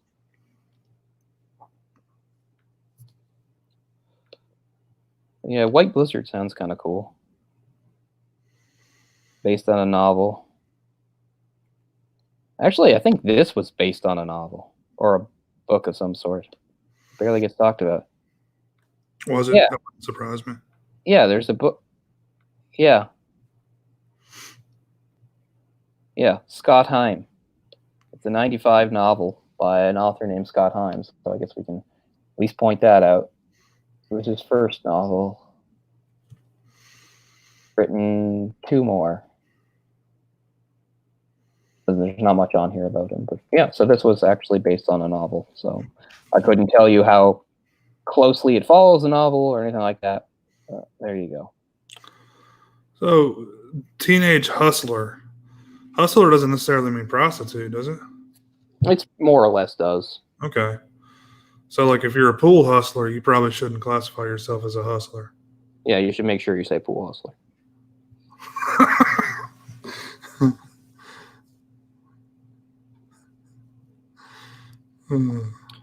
I don't know, though. Maybe nowadays they don't use it anymore, but at least like 70s, 80s, 90s it was. Because, you know, sometimes you'll see stuff about like gangsta stuff and they'll talk about hustling. Yeah, like hustling. And by hustling, they mean stuff like selling drugs, right? Like sucking dicks. Selling drugs, sucking dicks. Yeah, exactly. Selling drugs.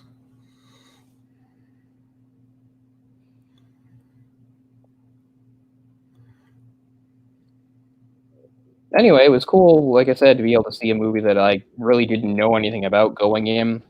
Didn't even know the filmmaker or anything like that. As I said, all I really knew was that when we did Brick, you had mentioned that that was another good movie that Gordon-Levitt had been in around the time, and then I kind of forgot about it. So I'm happy that I managed to track it down, because I mean we had a couple other things like American Psycho and something else, and I mean that's fine, but those are movies I know really well, and not that I wouldn't like talking about them, and maybe someday we'll do it. But I was glad to just, you know, be able to see a fresh movie that I had never seen or really knew much about, and enjoy it quite a bit. So good. I'm glad. Yeah, I was kind of trying to think of something that, you know, I was thinking maybe American Psycho, we really wouldn't be able to have very many talking points about it, because it kind of is what it is, you know, and we've both seen it so much that. Yeah, and it's really well known. Right. A lot has been said about it. Right. What are we going to say that hasn't already been said? But that's a good book too. Good book and movie. Mm-hmm. Is that Bret Easton Ellis? I cannot remember. I think it is. Sounds right. It's not a book I've ever actually owned, even though I've read it more than once. It's worth owning. Maybe I buy it. There's so many books to buy, so that's been on hold with this whole situation. Although I finally got my comics the other day. That made me happy. I could actually go down to the store and get my comics. They're just like let people in one at a time or whatever. For as long as they can still remain open. I don't know how much longer that'll go. But yes, we're another week into what the new normal is. Yep. Hope you're all hanging in there, staying safe. Hopefully we can see a light at the end of the tunnel here sometime soon. Yeah. Maybe coming out of April, I'm really hoping. I don't know if that's too optimistic or what, but start of April, so we'll see. Kind of hard to tell. Yeah, it really is, right? It really is. As we said before, it's going to get worse before it gets better. We all know that. So just do what we can here. But in the meantime, for all the things we're restricted doing, we're not restricted from this. So we're glad that we can keep doing this, and having this outlet is important to us too. Not that I had the most social life to begin with anyway, but it's always helpful. Yeah. Maybe we can at least get quite a few shows under our belt before this thing's over with. Yeah, it's nice. I mean, I know we're on a Thursday now. We haven't always gotten the same day, but as long as we get the weekend, that's pretty good. So again, Tuesday, Wednesday, Thursday, we'll shoot for next week too. So anyway, thanks so much for being with us tonight. It means a lot. As we said, stay safe, and stay positive, stay hopeful, and so that'll do for this week. And I know we didn't really get anything up to announce it or anything like that, but hopefully next week we'll be able to actually give you at least a little bit of warning about what night the show will be and what the topic will be. We'll try to work that out over this weekend. So anyway, look forward to that. Stay tuned. Same bad time, except it's not same bad time, same bad channel, same general bad time, but it is the same bad channel. The movie discussion, Pocket Dimension, salvage that somewhat. Anyway, I'm just repeating myself and blabbing. So as we said, thanks a lot, guys, and that'll do for this week. See you again. Thanks. Thanks, guys.